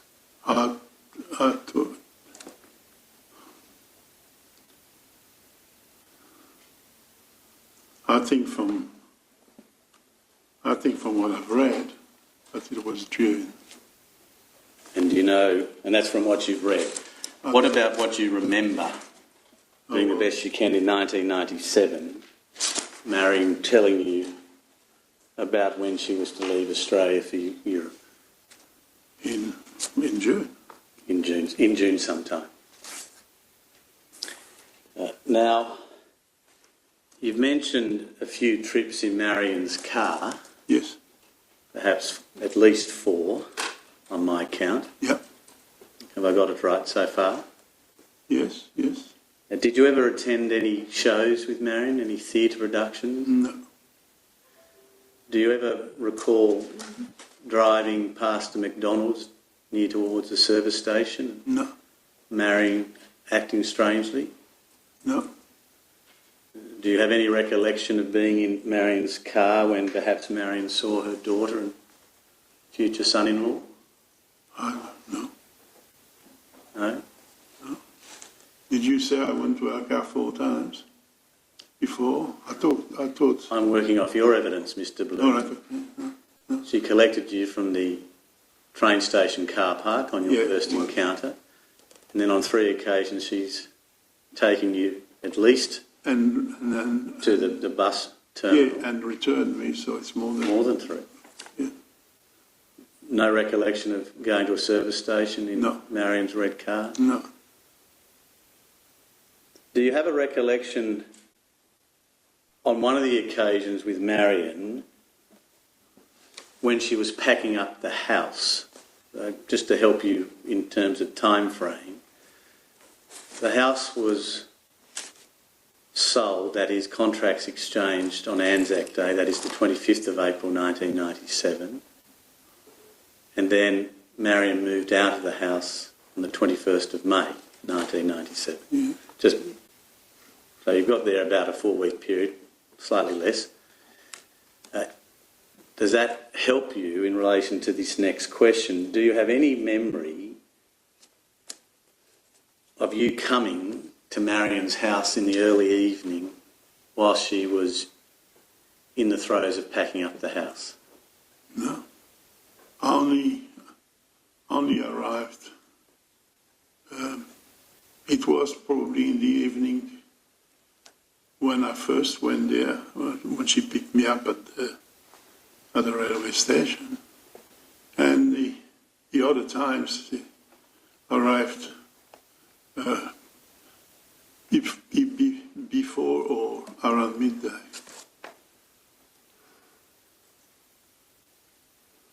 Thank you. Can I take you back, please, Mr. Bloom, into your statement? Yes. It's still open, I take it? Yes. Could you go to paragraph 10, which is on page 2 of the statement itself?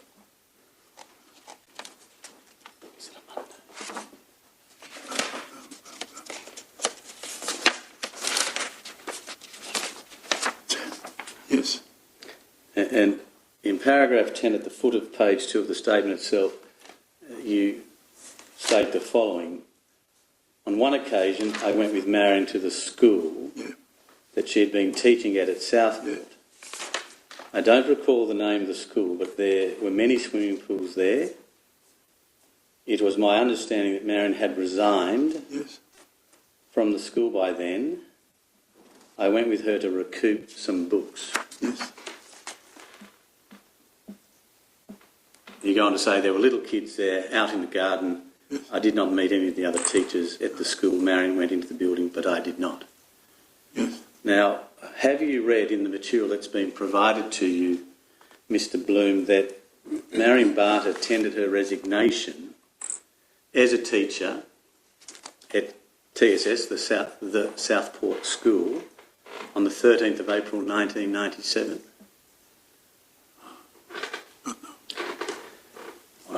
Would you please assume from me that it's in the material that was provided to you? Yes. That on the 13th of April 1997, she tendered her resignation as a teacher, effective on the 14th of July 1997. Yes, I don't know. All right. Would you just assume that that's material contained within the evidence that's been provided to you and tendered as part of this inquest? Would you also, through all that, have you come to read in the material that has been provided to you that on the 16th of June 1997, Marion Barter brought forward her resignation from the 14th of July to the 20th of June 1997? No idea. You've not read that in the material? No, maybe, but I can't remember. And she never said anything. Now, do you see that she's brought forward her end date from 14 July to 20 June, and she did that on the 16th of June 1997? Having regard to what you've stated in paragraph 10, Mr. Bloom, would you agree with me that it's likely that you went with Marion Barter to the school to help her recoup some books on or about the 16th of June 1997? 16th of June. And I say that, Mr. Bloom, because on one view, there was no need for her to recoup any books because she wasn't resigning until that is ending her tenure as a teacher until the 14th of July. No, I went to the school with her to recoup the books. As I said, I didn't know the school. There were many, as you drove up, there were many swimming pools, that's all I can remember. And I would die. How would I remember that if I didn't go? Because I never knew that school before. I wasn't suggesting you did, but you went to the school Yes, when she had resigned to recoup some books. yes. Now, if she has brought forward her termination date from the 14th of July to the 20th of June, would you agree with it? It seems more probable that the resignation to which you're referring to in paragraph 10 is the resignation that she submitted on the 16th of June. Yeah, I don't know the date that she resigned. I don't know. And to help you Yes? with these very questions, do you remember when it was that you departed Australia in the winter of 1997?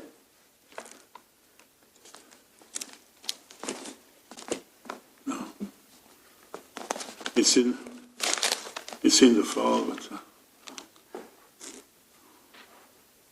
Mr. Bloom, have you looked at these matters closely?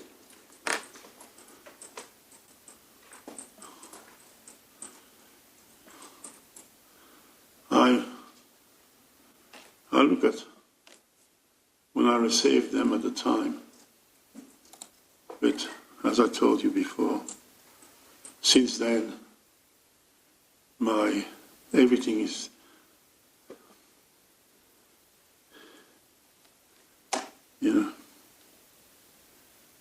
things have changed in Hannah.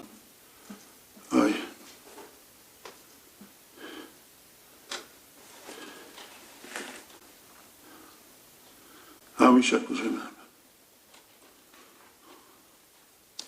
Mr. Bloom, do you know when you returned from your overseas trip in 1997? Yes. In 1997? When did you return? I returned.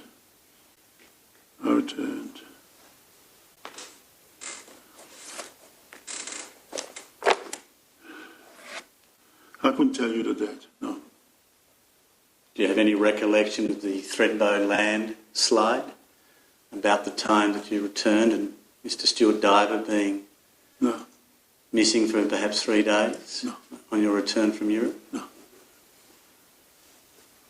If you'd like me to take you to the evidence in the material, I'm happy to do so, but will you assume from me, please, Mr. Bloom, that you returned from Europe on the 31st of July 1997? Does that ring some bells now? No. And that you arrived into Eagle Farm, that is Brisbane, on that day? No. Do you recall, from your review of the material that's been provided to you, that you departed Eagle Farm, that is Brisbane, on the 17th of June 1997? Yeah, maybe. Yeah. I can't remember, I'm sorry. Do you remember what day, I withdraw that, do you remember what time of the day you may have left on that flight? Yeah, that flight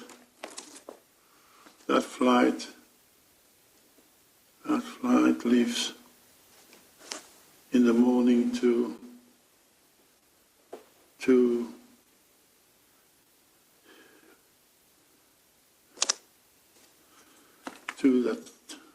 Cairns. And then from Cairns, where does it go? To Narita, Tokyo. And it was a Japan airline flight. That's right, yeah.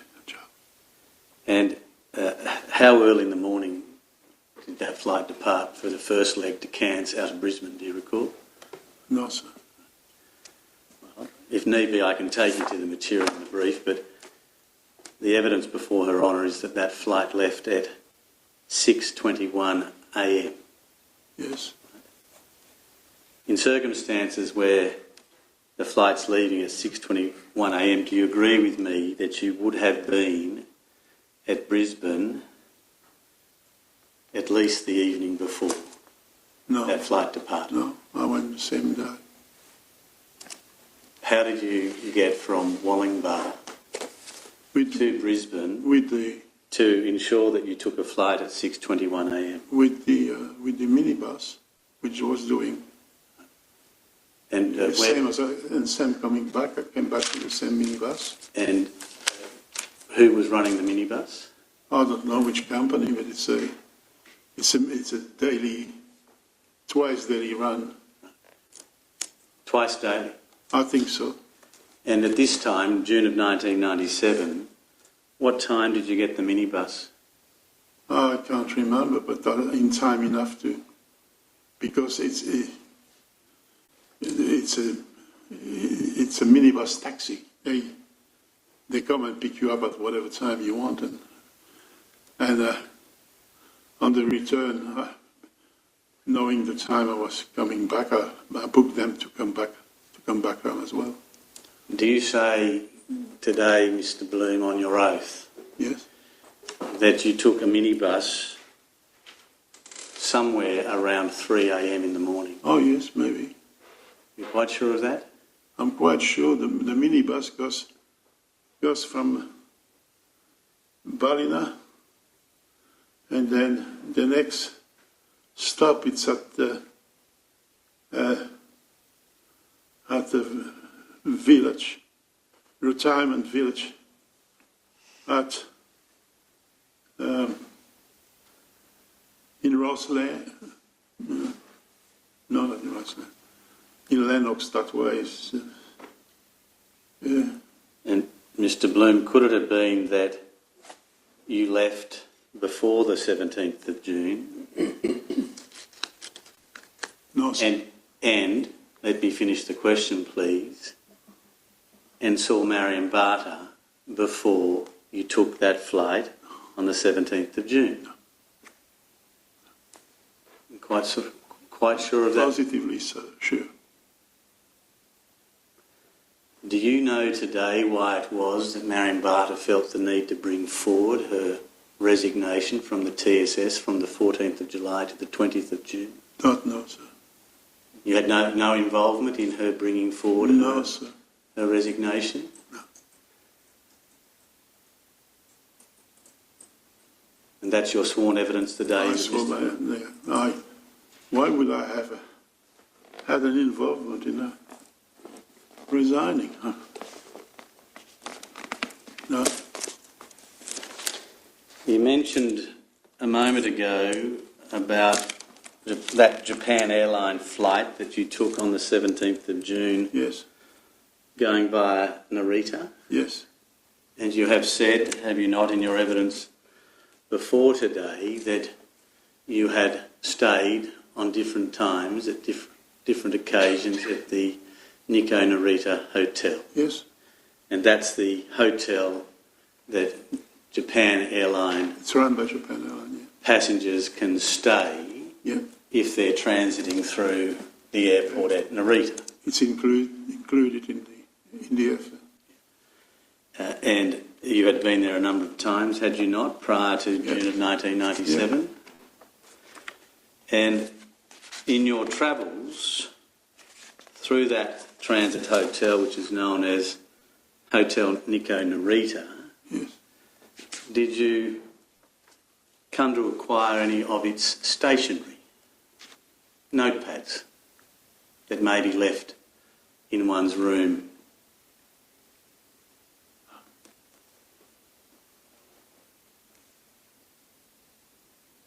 Not that I can remember.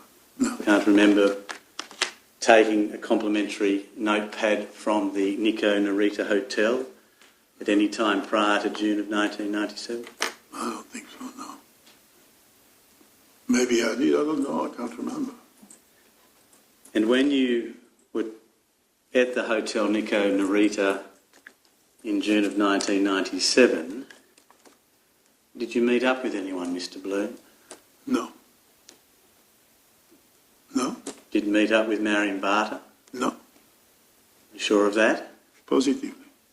Have you seen in the brief of evidence correspondence from Marion Barter to her family on Hotel Nikko Narita paper? notepaper? Yeah, it could be. Have you seen it, was my question. No. You haven't seen it. I Would you like to see it? No, maybe I did. I don't know. I can't remember. But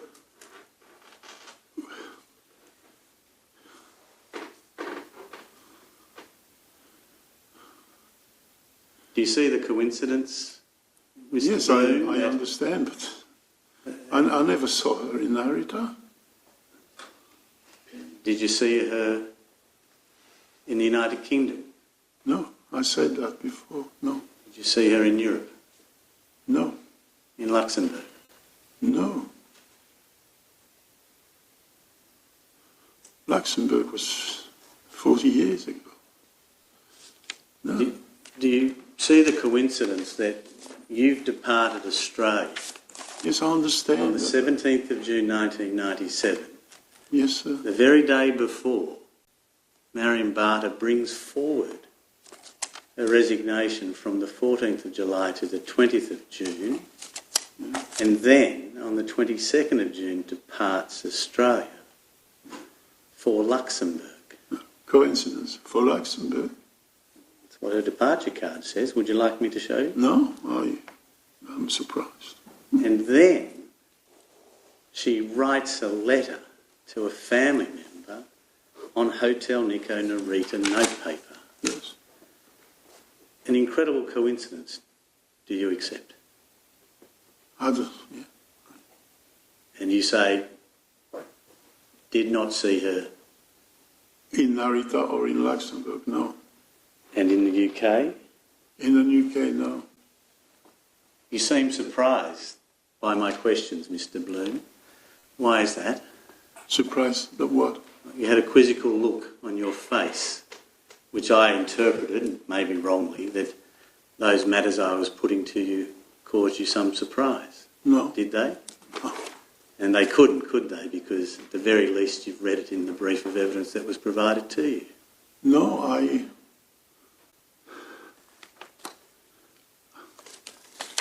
arrived in Narita, went to my room. Next morning, went to the, what do you call that?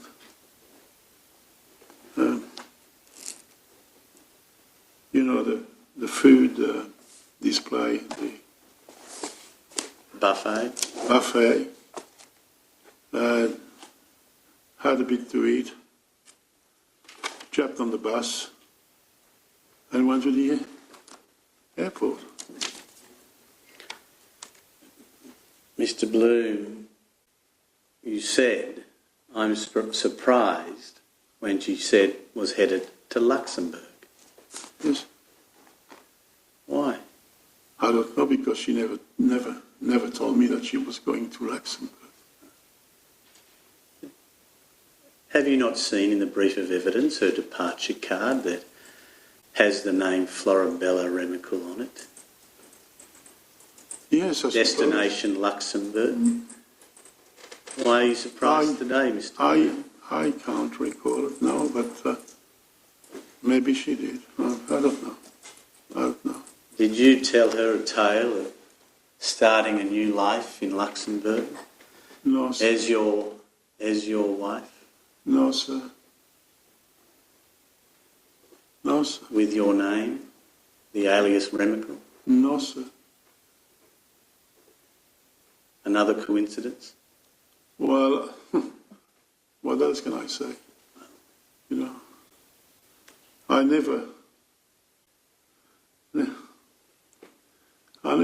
I left Luxembourg 40 years ago, or a bit more, and I never returned then. Mr. Bloom, Yes? you know that Marion Barter, I want to suggest you departed Australia not as Marion Barter but as Florabella Natalia Marion Remakel. Do you accept that you knew that before today? No. Really? I It was put to you by police on Yes, more I than one know. occasion. but I've asked you questions about it before today. maybe she did. I can't look. I honestly can't remember. Can't or don't wish to remember, Mr. Bloom? Sorry? Can't remember or you don't wish to remember? No, I don't remember. Did you assist Marion Barter to change her name by default No, sir. to Florabella Remakel? No, sir. In 1997 you knew how to do it, didn't you? Well, you go to the only way I went to the... My answer is a yes or no. No, it's... My question is a yes or no question, Mr. Bloom. You knew in 1997 how one could change their name by default, yes or no? Yes, to the BDM. And as we had established in February, and which I established this morning, you'd been doing that since 1976. Yes. And you knew, did you not, in 1997, how to change a passport, a name on a passport, correct? Change your passport, yes. You go to the passport bureau. And how to obtain a new name on a driver's license. Yes, just... Did you assist Marion Barter to change her name by default in May of 1997? No, sir. Did you assist Marion Barter to obtain a new passport in the name of Florabella Remakel No, in sir. May of 1997? No, sir. Did you assist Marion Barter to change her name to Florabella Remakel and obtain a new driver's licence in that name in May of 1997? No, sir. No. Are you able to explain how it is that she has come to use the name Remakel? Well, I don't know. Like I told you, I had that driver's license, and that I thought I lost it, but that driver's license disappeared. And like you told me that I renewed the driver's license, and I never renewed the driver's license. I don't know. I never did. It's a name you've used, Remakel, correct? That I've used. Yes. That I've used to do what? Only to. You've gone by the name, the surname Remakel, have you not, prior to 1998? No. I used the driver's license to get a post box, but that's about all. I can't remember. And where was that post box that you used the licence to obtain? In Lennox. Right, and what else have you used the fraudulent driver's licence under the name Fernand Nicholas Remakel? To put the ad in the paper. And are you referring to the December 1994 advertisement that you placed with Le Courrier Australia? That's right, yeah. And how else have you used the name Fernand Remakel? Can't remember. I don't think so. Can't remember. Can't. Sorry, I can't remember. Can I just ask a question, Mr. Bloom? You now know that your departure dates in 1997 and Marion's departure dates from Australia were within days of each other. Yes. And you knew when Marion was about to travel overseas because she told you when she was leaving. Yes. And you knew when you were leaving, I take it.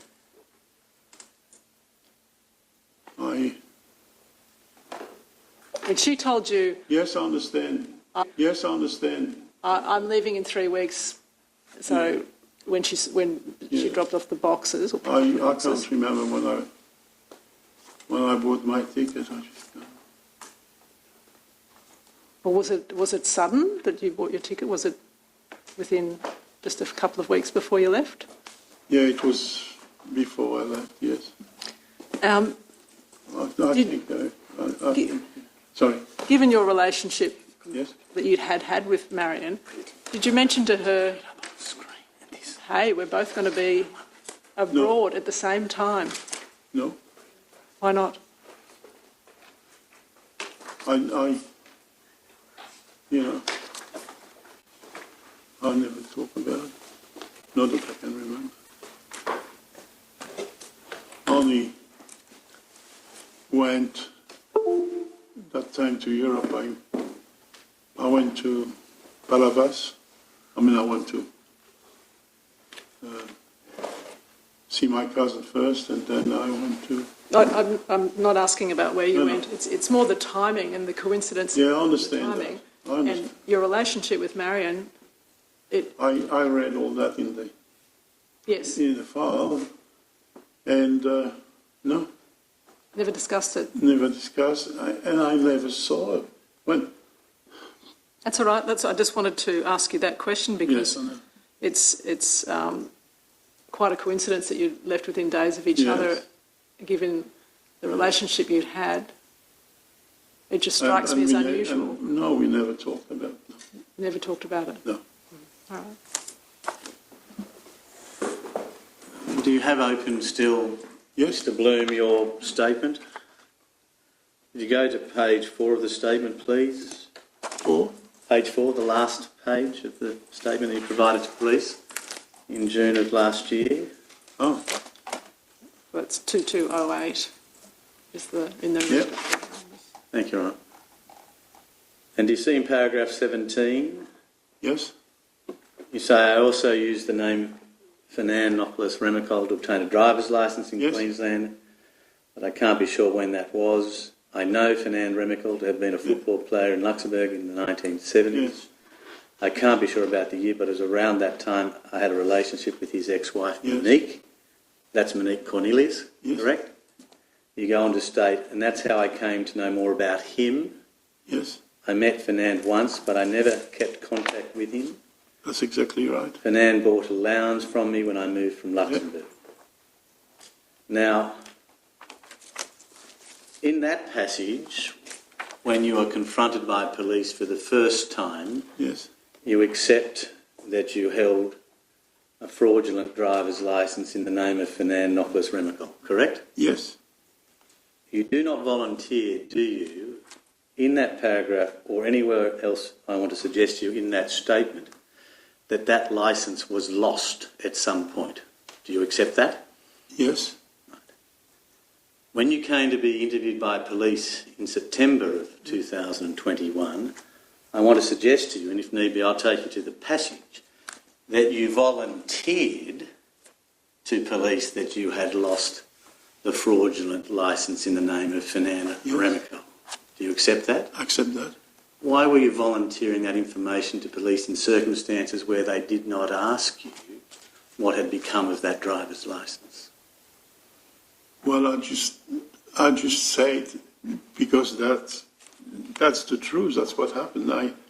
I had the license and I lost it. I thought I lost it. Obviously not. But and you also told me. I remember last time I was here. You also told me that I renewed the license, and I never renewed the license. So, to me, someone else did it. You've seen the document, and I'll take you back to the document from the Queensland Department of Main Roads. Yes. But you agree that on the face of the document, it appears to have been renewed or reissued in 1992. Yes. And that it expired in December of 1997. Yes. Can you explain why it was you let that licence lapse in December of 1997 and did not seek to renew it? Because I didn't need to.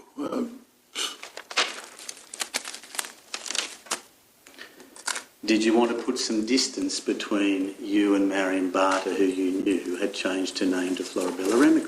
No, sir. No. Jesus.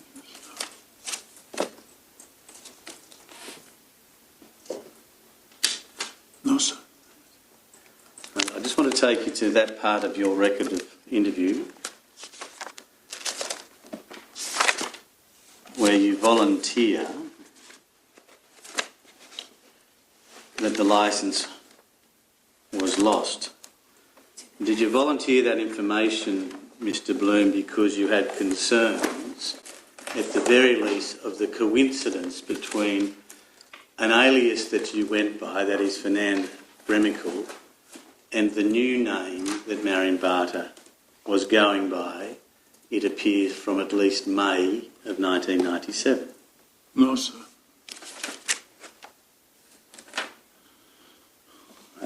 I might just have provided to the witness a document that can perhaps be brought up on the screen.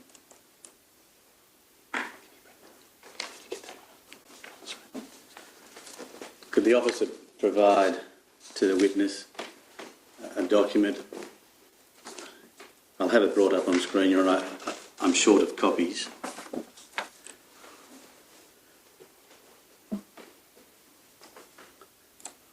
Yes.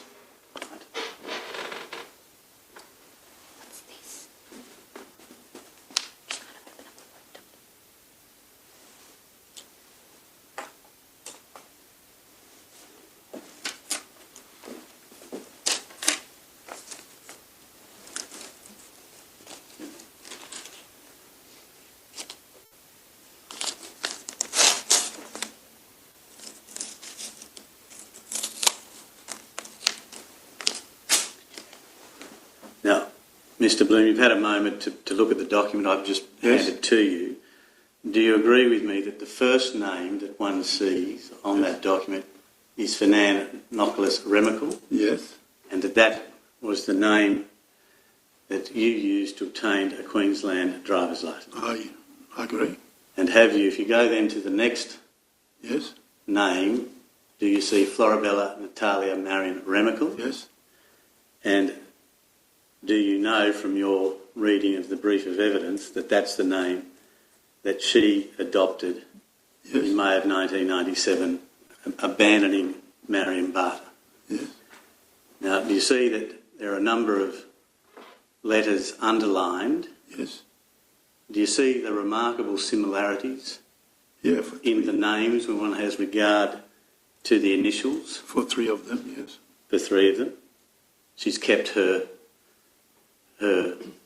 birth name Marion.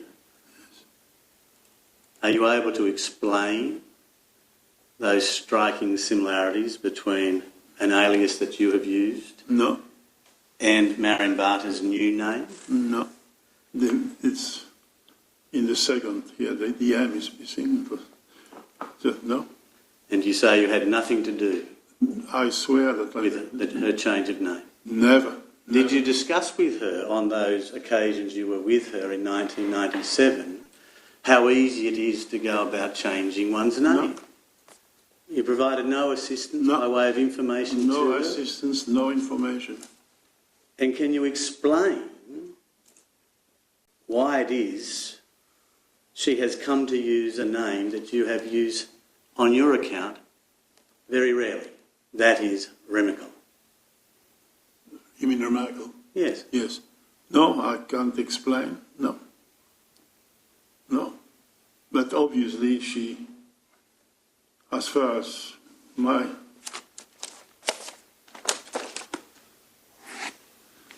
somehow she, don't know the circumstances, but she must have got hold of that license. That's the only explanation you can proffer, is it not? Pardon? That's the only explanation you can proffer, I suggest.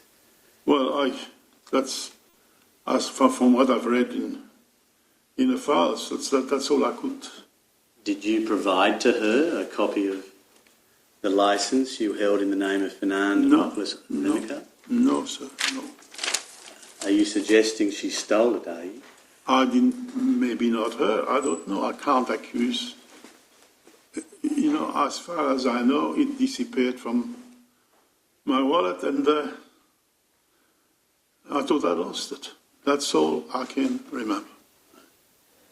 Do you say you lost it when you were having your illicit affair with Marion Barter? Do you?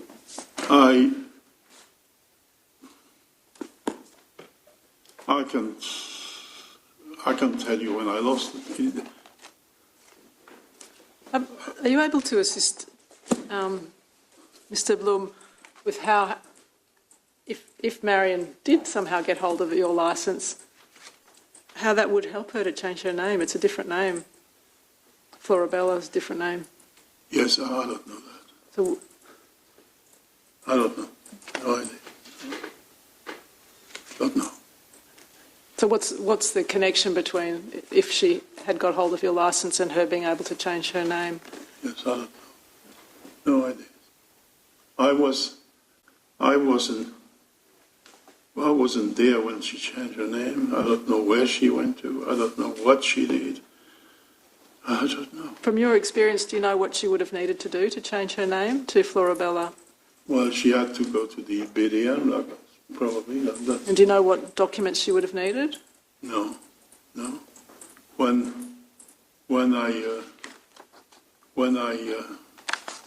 When I did it for myself, all I took with me was passport and I think driver's license.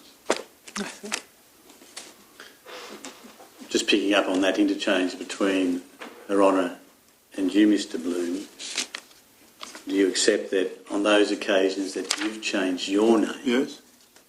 or acquired a new passport or driver's licence, Yes. you don't need anyone else's identification, do you, to do so?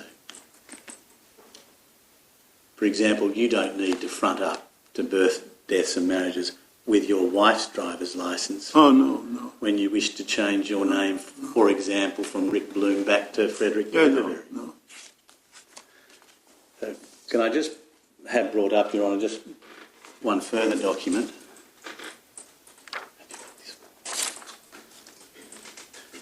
And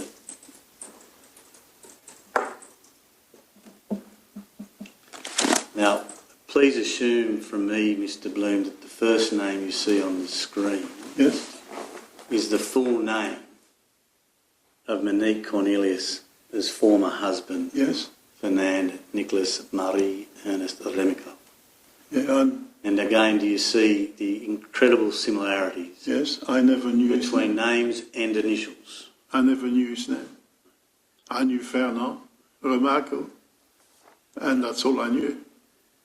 You have conceded in your evidence today, Mr. Bloom, that there's a possibility that when you reacquainted yourself with Marion Barter in early 1997 that you used the surname Remakel. I don't think so, but maybe. I don't know. I can't remember. Could it be that she believed that you were Fernand Remakel because you told her you were? No, I never. No, never. No.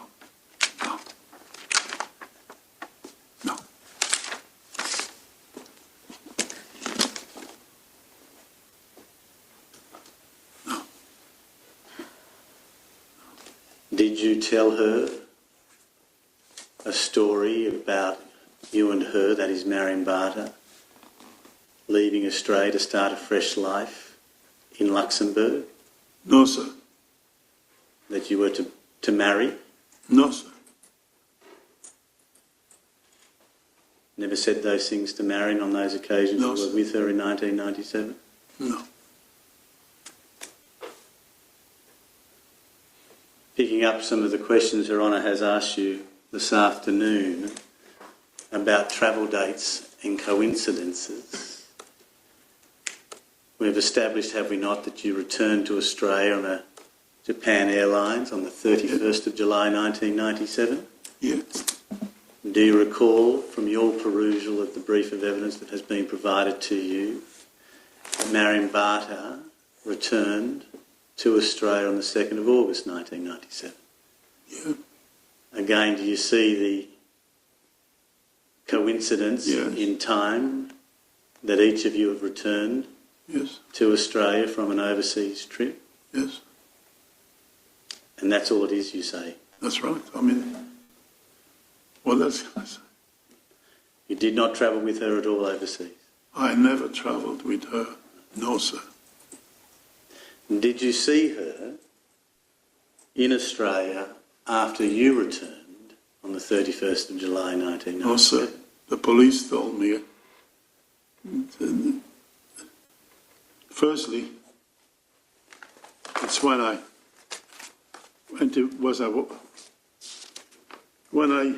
was interviewed by the police. That's the first that I knew that she disappeared. I never knew before that she disappeared. Secondly, when she returned to Australia, the police told me that she was staying in a motel in Brisbane, and but I never saw her. No.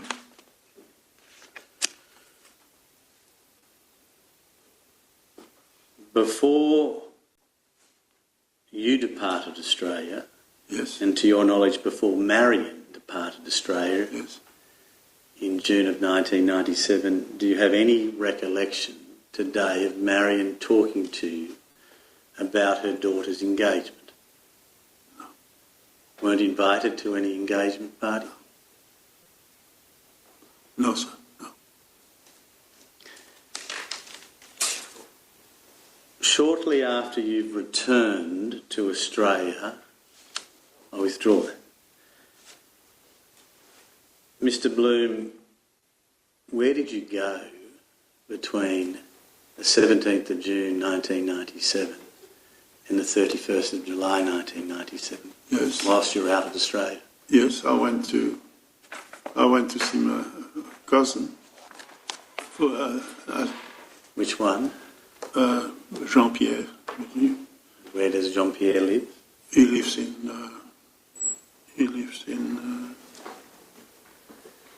in Passy, P-A-S-S-Y. And is that in Belgium? Yes, it's in Belgium.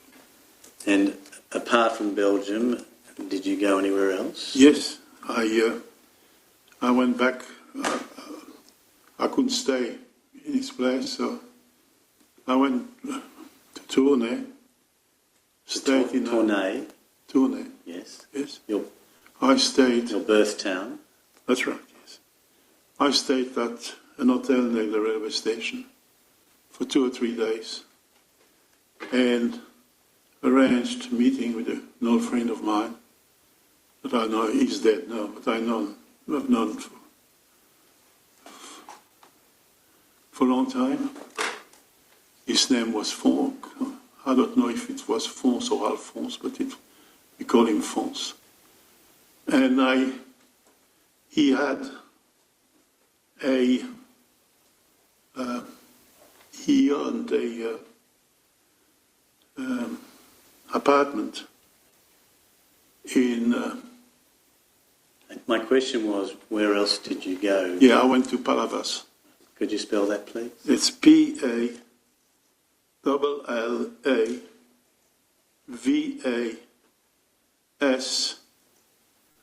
Next word, L-E-S.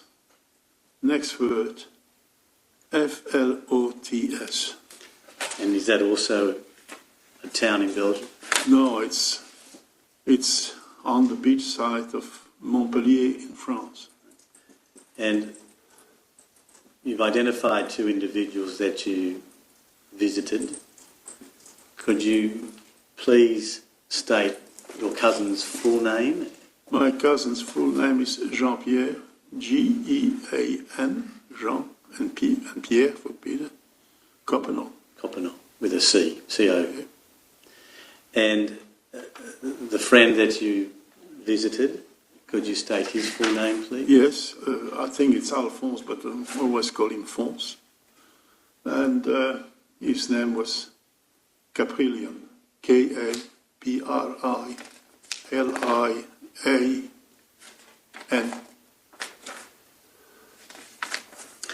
And apart from those 2 individuals, did you spend any time with anyone else? Yes, I spent a full month in Les Saintes-Maries de la Mer, which is on the beach side of Montpellier, where I was staying. And I went there and spend all the days with the gauchos of, I went there because my interest in ecology, I went there to talk horses, Sorry, to talk? To talk horses. Horses? Yes. And I went to see what they were doing, and they breed pools for the arenas, and all that sort of thing. equestrian horses? Yes. Do I understand that these are horses for equestrian Yes, that's right. Yes. eventing? The gauchos are also riders. And your cousin and Alphonse, are they still alive today, Mr. Blue? My cousin, I don't know. I can certify. My friend is dead. He was older than me. So. And the 4 weeks that you spent admiring the horses... Yeah, not admiring. I went to, anyway, conversation and also... Did you spend any significant time with anyone who's still alive today? I would know. Okay. Can't recall any individuals that you spent that 4 weeks with? No. The only person I had there, that was that friend of mine, and he's dead, I know, so... And apart from the 4 weeks that you spent there, yes. Did you spend any other time elsewhere? Yes, I went on the coast.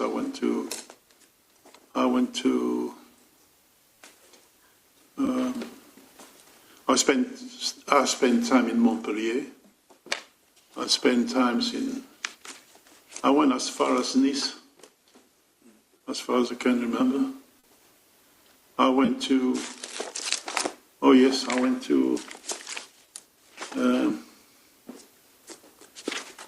gee.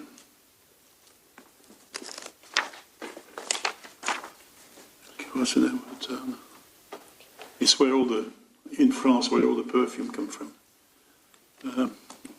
And did you travel with anyone, or were you travelling solo? No, on those occasions I went with my friend.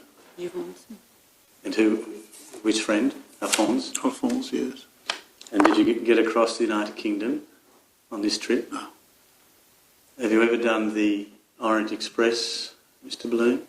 No, that was what Marion was going to do, she said. Do you know if she did it? No. But you did not, on this trip, do any part of the Orient Express? No. The only Orient Express I saw was once, and I was still very, very young, in a railway station in Brussels. And anyway, it's an anecdote, it doesn't matter. Mr. Bloom, what was the purpose of this trip? This trip in 1997, this 4 weeks. Yes, I went wife to... and children at home. I went to see my friend, was a dear friend, and I had the opportunity to do it, if I can put it that way. The sole purpose of the trip was just to see fonts. Well, I went to a few coin shows. Where were the coin shows? Sorry? Where were the coin shows? In different towns on the coast. So you went to see horses, Yes. coins, Yes. and see fonts, that's it? Yes. 4 weeks? Yes. No, more. I was in that area for 4 weeks, but I went, I think altogether probably 5 or 6 weeks altogether. And how did you fund this trip, Mr. Bloom? Because well, as I said to you, I went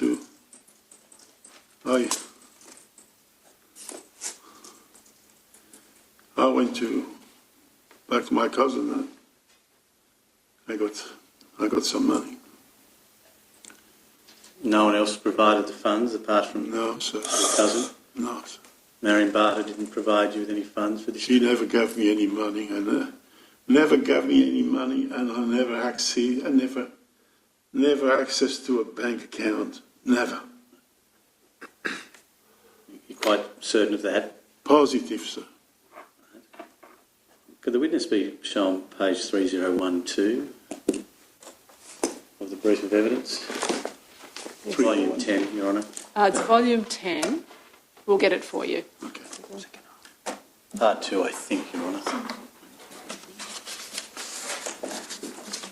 3012.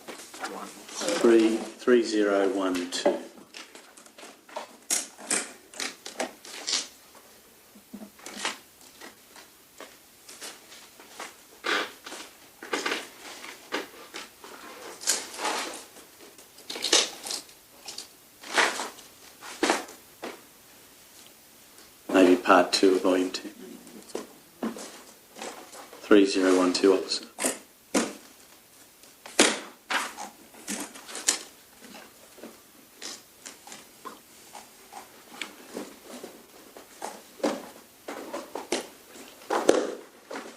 Might be quicker.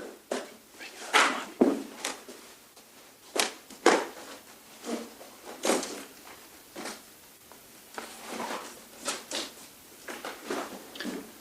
I might have it brought up on the screen as well to assist you, Your Honour. Thank you.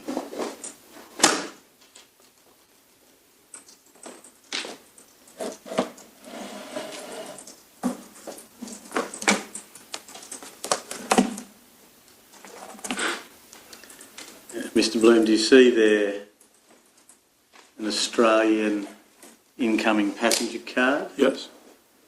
in the name of Richard Lloyd Westbury? Yes.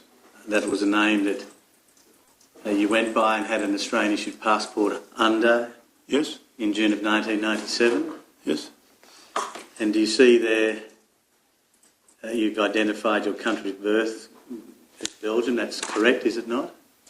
Yes. And your date of birth 9 July 1939? Yes. That's also correct. Yes. And that you were married at that time. Yes.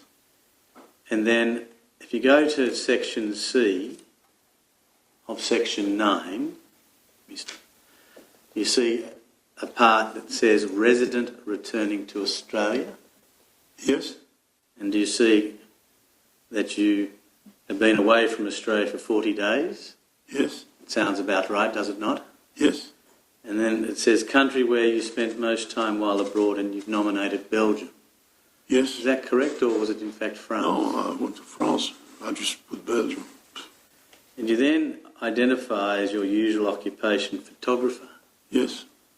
You'd not been taking So, photographs in a professional capacity for many, many years. yeah, that's right. You were an invalid pensioner, were Yes. you not? Are you able to explain to Her Honour why you were, in 1997, expressing your occupation as photographer? Because that's what I always put on my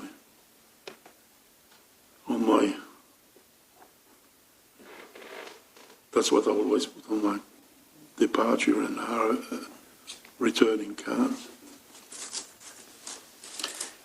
And when you returned to Australia, Mr. Bloom, do you recall purchasing a Mitsubishi Magna white sedan?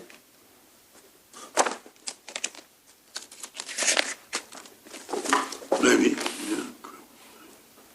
Or maybe. You were a one-car family when you Yes, left, yes. were you not? Yeah, yeah. And shortly after your return, did you become a two-car family? No. Did you acquire a second car for the use of your family in August of 1997? No, only had the one car. Which other car are you talking about? I suggest to you No, that you acquired a second motor vehicle no. on the 11th of August 1997. That one,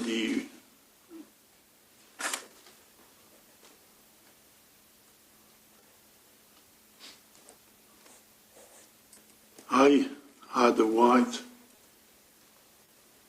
At one stage, I had a white Mitsubishi, and I had a black Mitsubishi later on. But I don't wish you to guess. I'll have the document yes, sir. brought up to assist with your memory. Yeah. I didn't say that I didn't bought a car. But that we had two cars. No. I'm suggesting to you, from the 11th of August 1997, you had two cars. Well, which other car? Whilst the document is being brought up, Mr. Bloom, your wife has given sworn testimony to Her Honour on the 15th of February this year to the following effect. And Your Honour, this is found at transcript page 297, commencing at line 29. Question: did you not acquire a second motor vehicle on 11 August 1997? Answer: second one. Question: yes, a Mitsubishi Magna, a white motor vehicle sedan. Answer: yeah. Question: registration? PVC096. Yeah, but we had that for my daughter. We ended up giving that to her. No. Question: let me finish, please, Mr. Bloom. Question: do I understand correctly, by 11 August 1997, there were two motor vehicles? I can't remember now, but I remember now that we got the other one, but then we gave the other one we had to my daughter when she was able to drive. Does that ring some bells, Mr. Bloom? The other car, at the time, my daughter was 16, like you pointed out. And she didn't have a car before she was close to 18. That may well be right, but the more important part of your wife's evidence is yes. the concession that you had a second motor vehicle from the 11th of August 1997. Do you accept but which second car? Mr. Bloom, did you, or to your knowledge, a family member, acquire an additional motor vehicle on the 11th of August 1997? Namely being a Mitsubishi white sedan. Yes, I bought a Mitsubishi white sedan, yes, but we didn't have another car. What had happened to the earlier car? Pre-11 August 1997. What became of it? Do you say today that you had no car? We had no car, no, because that's why I bought that car. We didn't have a car. Well, Mr. Bloom, both your wife and yourself have said that whilst you were living in Wollongbar in 1997, you needed to ferry your daughter to high school in Ballina. Yes. And to swimming training. Yes. From Wollongbar. Yes. In the family vehicle. Yes. But we didn't. Yeah, I bought. Please, I don't wish to cut you off. Ignore that for the moment, please, Mr. Bloom, and return to what you wished to say. We never had two cars running, except when my son got his car, and later on my daughter.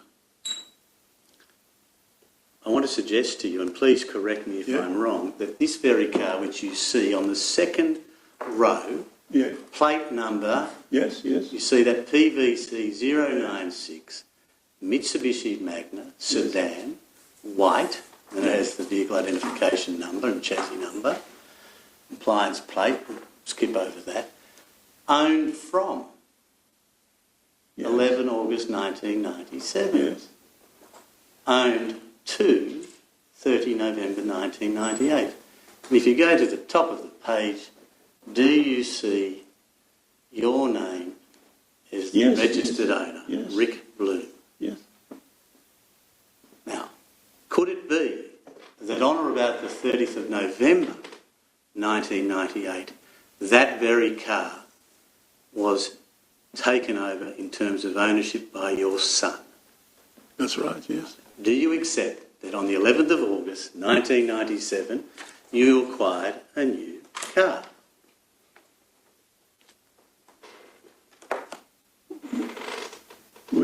Which car are you talking about? That car. Well, yes. And what? Which other car I had at the same time? I'll come back to that. I just want to establish that you bought a car on the 11th of August 1997. Yes. How did you fund that purchase, Mr. Bloom? How did I find out? Yeah. It was a wreck. That was a $2,000 car And how did you come up with the $2,000 to purchase the wreck? from savings we had. You know, No one else provided the funds to you? no, Sure about that? no. No family member, Mr. Bloom, that may have helped you purchase that car? Not that I know of, no. Can't recall. No. And at about this time, 11 August, did you take any trips yourself in the car that you purchased on the 11th of August 1997? Not that I know of, no. Did you take a trip down to Grafton 2 days after you purchased the car?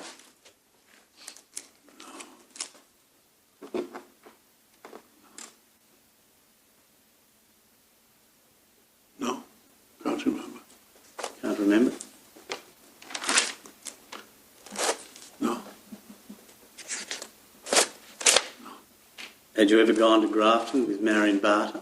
no. The only time I went to Grafton, and it wasn't in the Grafton proper, is when I went to the swimming pool for carnivals. That's how I spent most of my weekends. I was a referee with New South Wales Swimming, and I used to go all my weekends, different places, to referee swimming carnivals.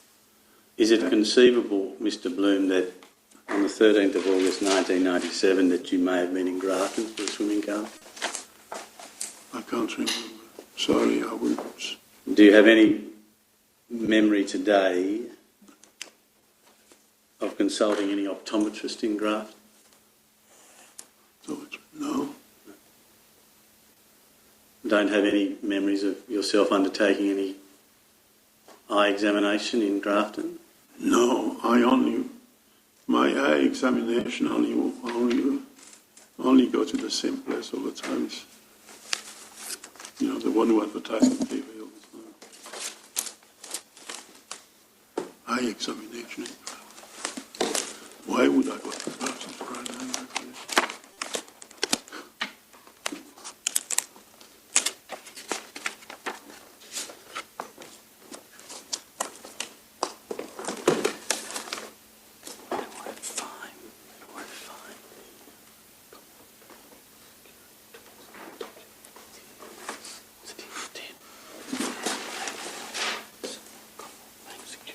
I haven't solved the problem of... Pardon me, Your Honour, I've just got to locate a document.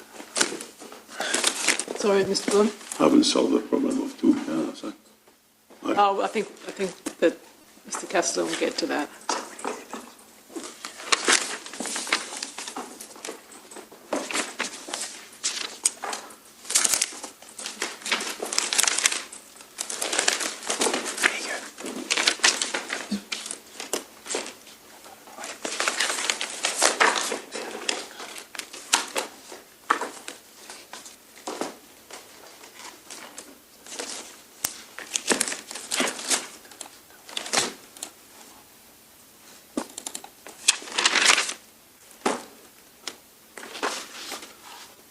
I've just had my instructions listen to bring up a document.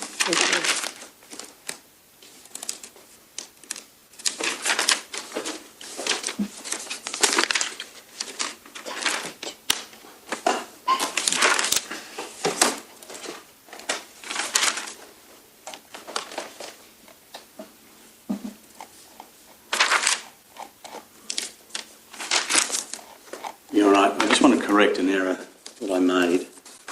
I put it to Mr Bloom a short while ago that the very car that was before Your Honour on screen, that on about the 30th of November 1998, it was transferred to his son. I wish to correct that, and I wish to suggest to the witness, Your Honour, with Your Honour's leave, that on the 30th of November 1998, it was transferred to Diane de Heberberry, Mr Bloom's wife, until the 18th of February 1999, in which case it was then transferred to their son on the 18th of February 1999, who held that car until the 16th of May 2001. It was written off in an accident. I apologise, Mr Bloom, for making that error.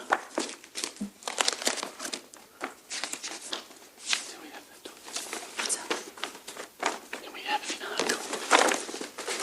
Where do we find it? Yeah. Is it part 1 or part 2? We're just trying to reference a document so that it can be provided to the witness in hard copy format.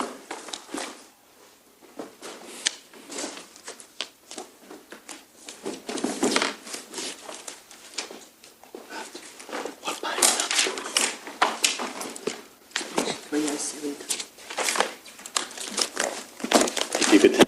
If the officer could turn that up, please, Your Honour. 307.3.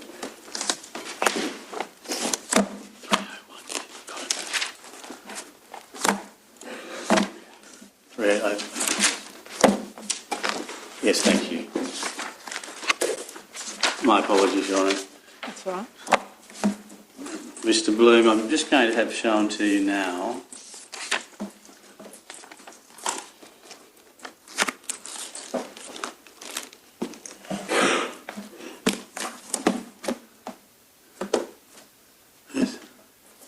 do you see there, page 3073, Yes. Commonwealth Bank Yes. document? Yes. And do you see it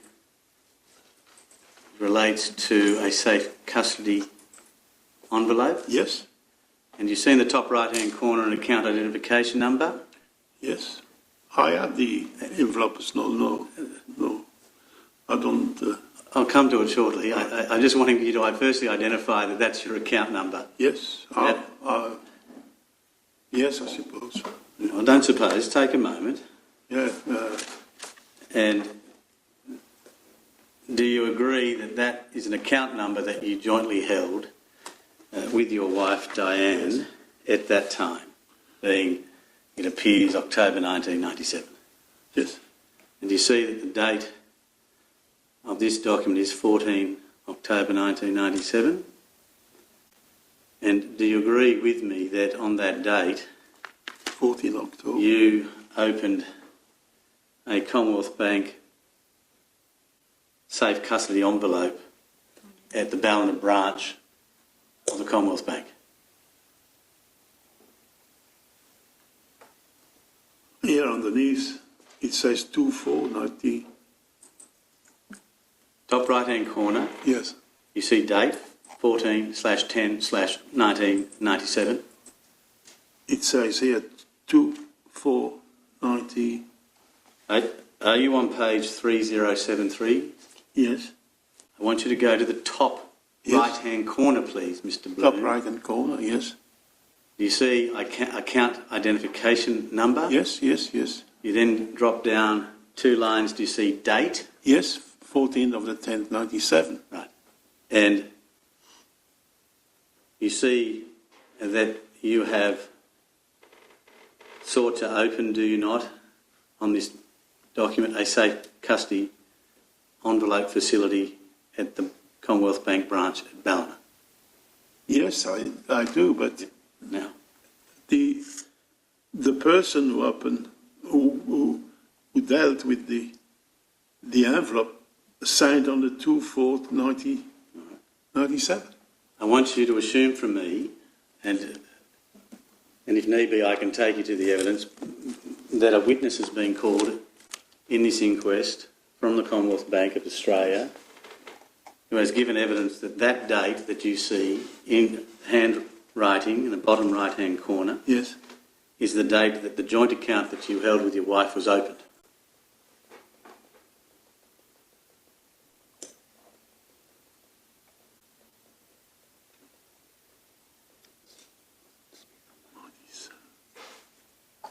We had a joint account before that.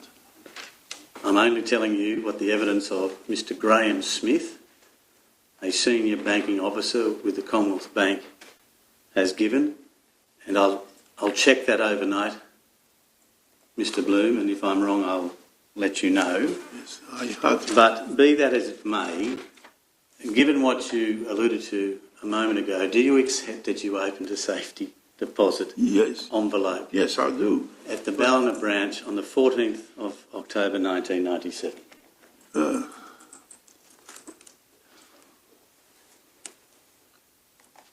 I'd say yes on evidence of that, but we were with the Commonwealth Bank.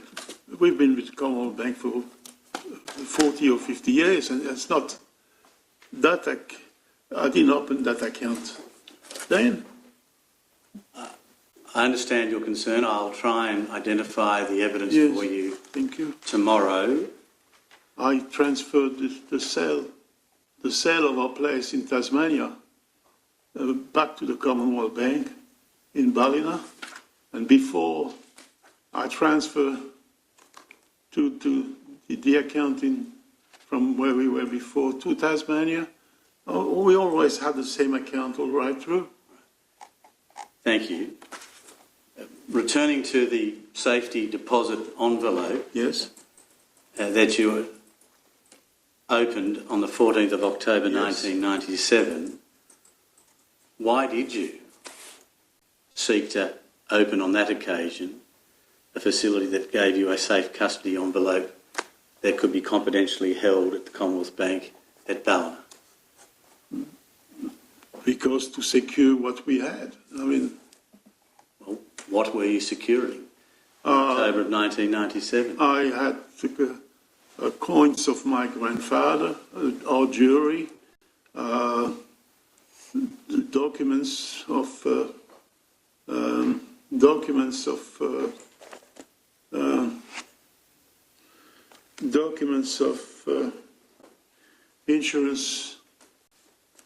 insurance company where my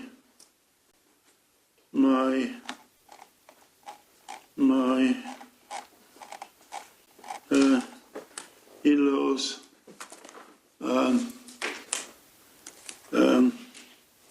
invested money from my children. I mean, things like that. The envelope is about this wide. Well, could you just hold your hands up Yeah. so that Her Honour could see, please? Oh, Are you describing an A3 type envelope or a standard envelope? No, not a standard envelope. It's about the size of the page of the book here, but half. So half an A4 page. Pardon?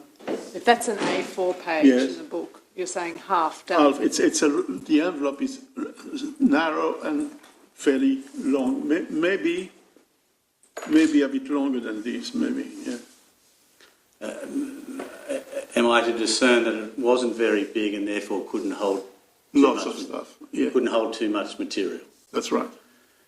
You've given evidence before Her Honour in February of this year that you had at your home a safe deposit box. Yes. Why did you not simply use that for these items you just described? Because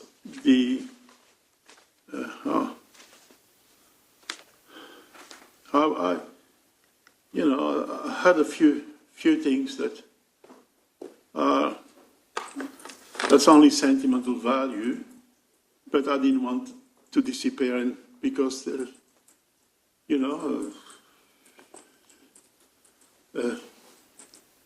things happened. I have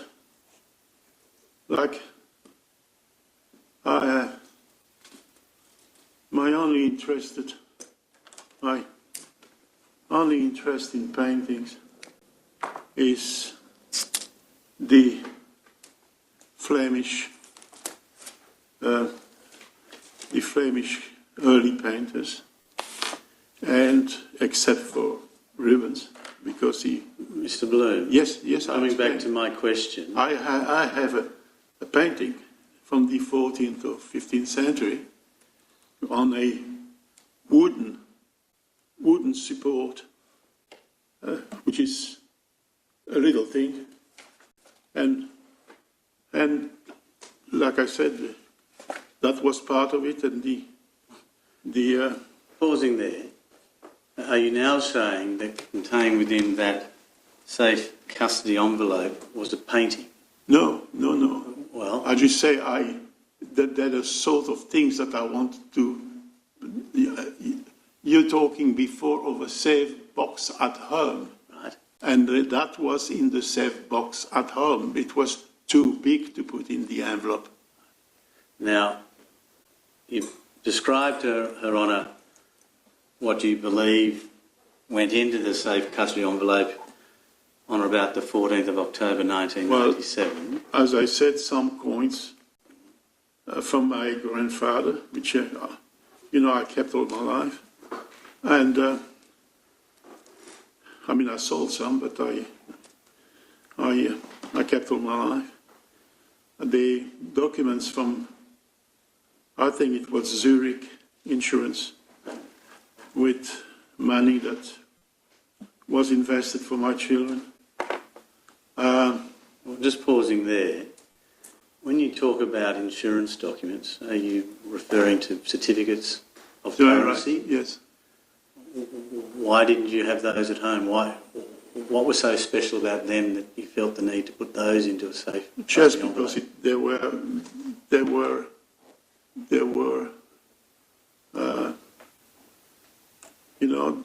someone could have do harm with them. I don't know. I put them away because they were value. They were value to my children. Isn't it just proof of a policy of insurance that you've taken out for a particular period of time over particular items of property? No. It was money. Invest in the insurance company. Share certificates. That's right. Yes. And do you remember how long you had this safe custody envelope facility open for? Yes, I saw it in the material. It was till the end of Well, if you've seen it in the material, turn to the next page, and do you see that you closed that safe custody envelope facility 13 days later, on the 27th of October 1997. Again, if you go to the top right-hand corner, you'll see the date. Yes.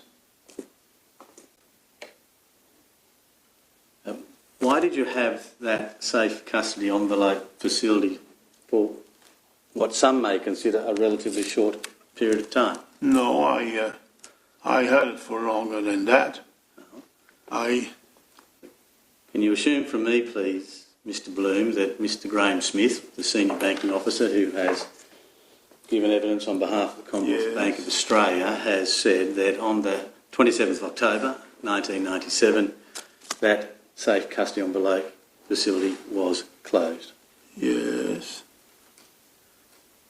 In circumstances where you said there are perhaps coins of sentimental or valuable worth contained with that envelope, share certificates in relation to shares for your children, why did you keep it open for only 13 days?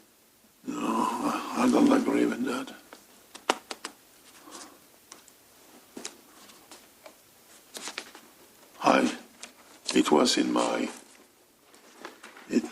I saw it in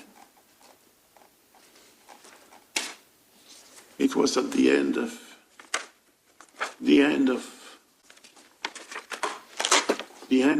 99,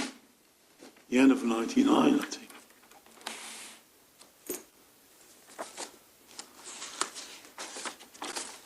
Do you see, if you take a moment, please, Mr Bloom to read the document. Yes, I understand. And I know you've seen it before, but it's not a memory test. You see, it says I/we request the following AFT authority be cancelled as at today's date. No further payments are to be affected. Where you said was? Page 3. Page 3074, do you have that? Yes, yes. And do you, if you go to the top of the page, you see Commonwealth Bank. Yes, yes, yes. Then you see the words delete an existing authority, just below Commonwealth Bank. Yes. And then you see send to 2502, that's the Ballina branch, BSB. Yes. And then next you see a sentence, a paragraph, I/we request the following AFT authority be cancelled as at today's date. No further payments are to be affected. And if you take your eyes firstly up to the top right-hand corner, do you see the computer-generated date of 27 October 1997? Yes, yes. And do you see your name as the account title holder? Yes. FD de Heberberry at Yes. that time. And then if you go to the bottom, customer signature, it says released 27 October 1997. Returning to my question, Mr Bloom, why did you keep open for only 13 days that safe custody envelope facility? I never had an envelope for a fortnight. No way. No. No way.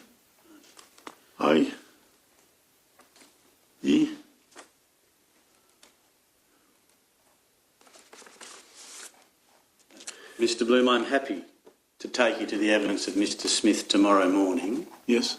But before I come to that, have you read in the material that has been provided to you that there is evidence that on the 15th of October 1997 there was a large withdrawal from Marion Barter's account with the Colonial State Bank, perhaps in the order of $80,000? Yes. Have you read that? Yes. Now, do you see the striking coincidence Yes. between you opening up a safe custody envelope on the 14th of October and evidence suggesting a large transaction from Marion Barter's account the following day on the 15th of October 1997? I also read that the money was transferred to Barclays Bank in England. Well, returning to my question, Yes. do you maintain today that you did not have anything to do with Marion Barter's accounts? Never. And do you maintain today on oath that you did not receive any money from Marion Barter? No. No, sir. And do you also say that you did not put any cash other than some coins in that safe custody? That's right. Because the reason why, and I had that account, I think, I may be wrong, but I think that I transferred the envelope to a box. I think the bank offered me a box from memory, but I never kept an envelope. You pay yearly. Why would I put it for a fortnight? I had another. That was on the Gold Coast. I had a box. I had another one. And I think Mr Bloom, you're going off on a tangent, with the greatest respect. I will endeavour to take you tomorrow morning to the evidence of Mr Smith. Thank you. You have at your disposal, as you well know, a full copy of the brief of evidence that has been tendered in this inquest before Your Honour. And by all means, if you can identify anything that demonstrates that what I've put to you, based on Mr. Smith's evidence and the document I've just taken you to is wrong, please let her Honour know tomorrow morning. What Volume 10. Folder 2. Part 1. Part 2. Volume 10. Volume 10, Part 2. I had Volume 10, Part 2. I'm sure I had it. I'm sure I had it. I'm sure I had an envelope before that. Count. And returning to one of my earlier questions, Yes? is it just simply another coincidence in relation to you opening the safe custody envelope one day before a large transaction is made from Marion Barter's account? Well, I'm sorry, sir. I never.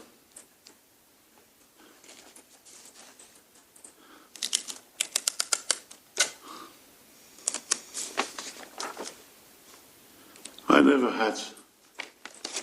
never had such amount. Never had any money from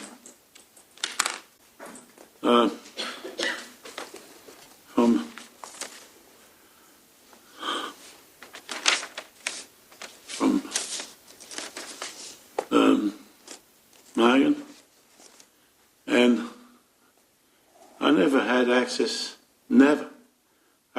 to a bank.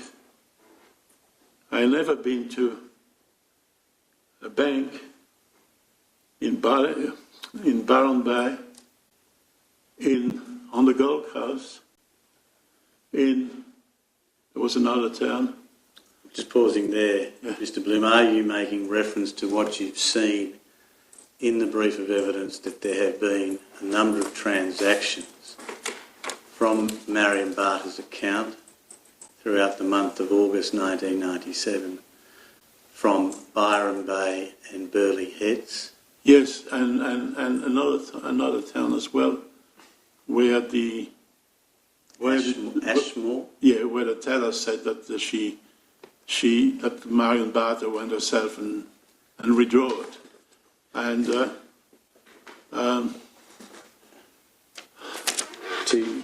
did Marion Barter withdraw this money and provide it to you? No, sir.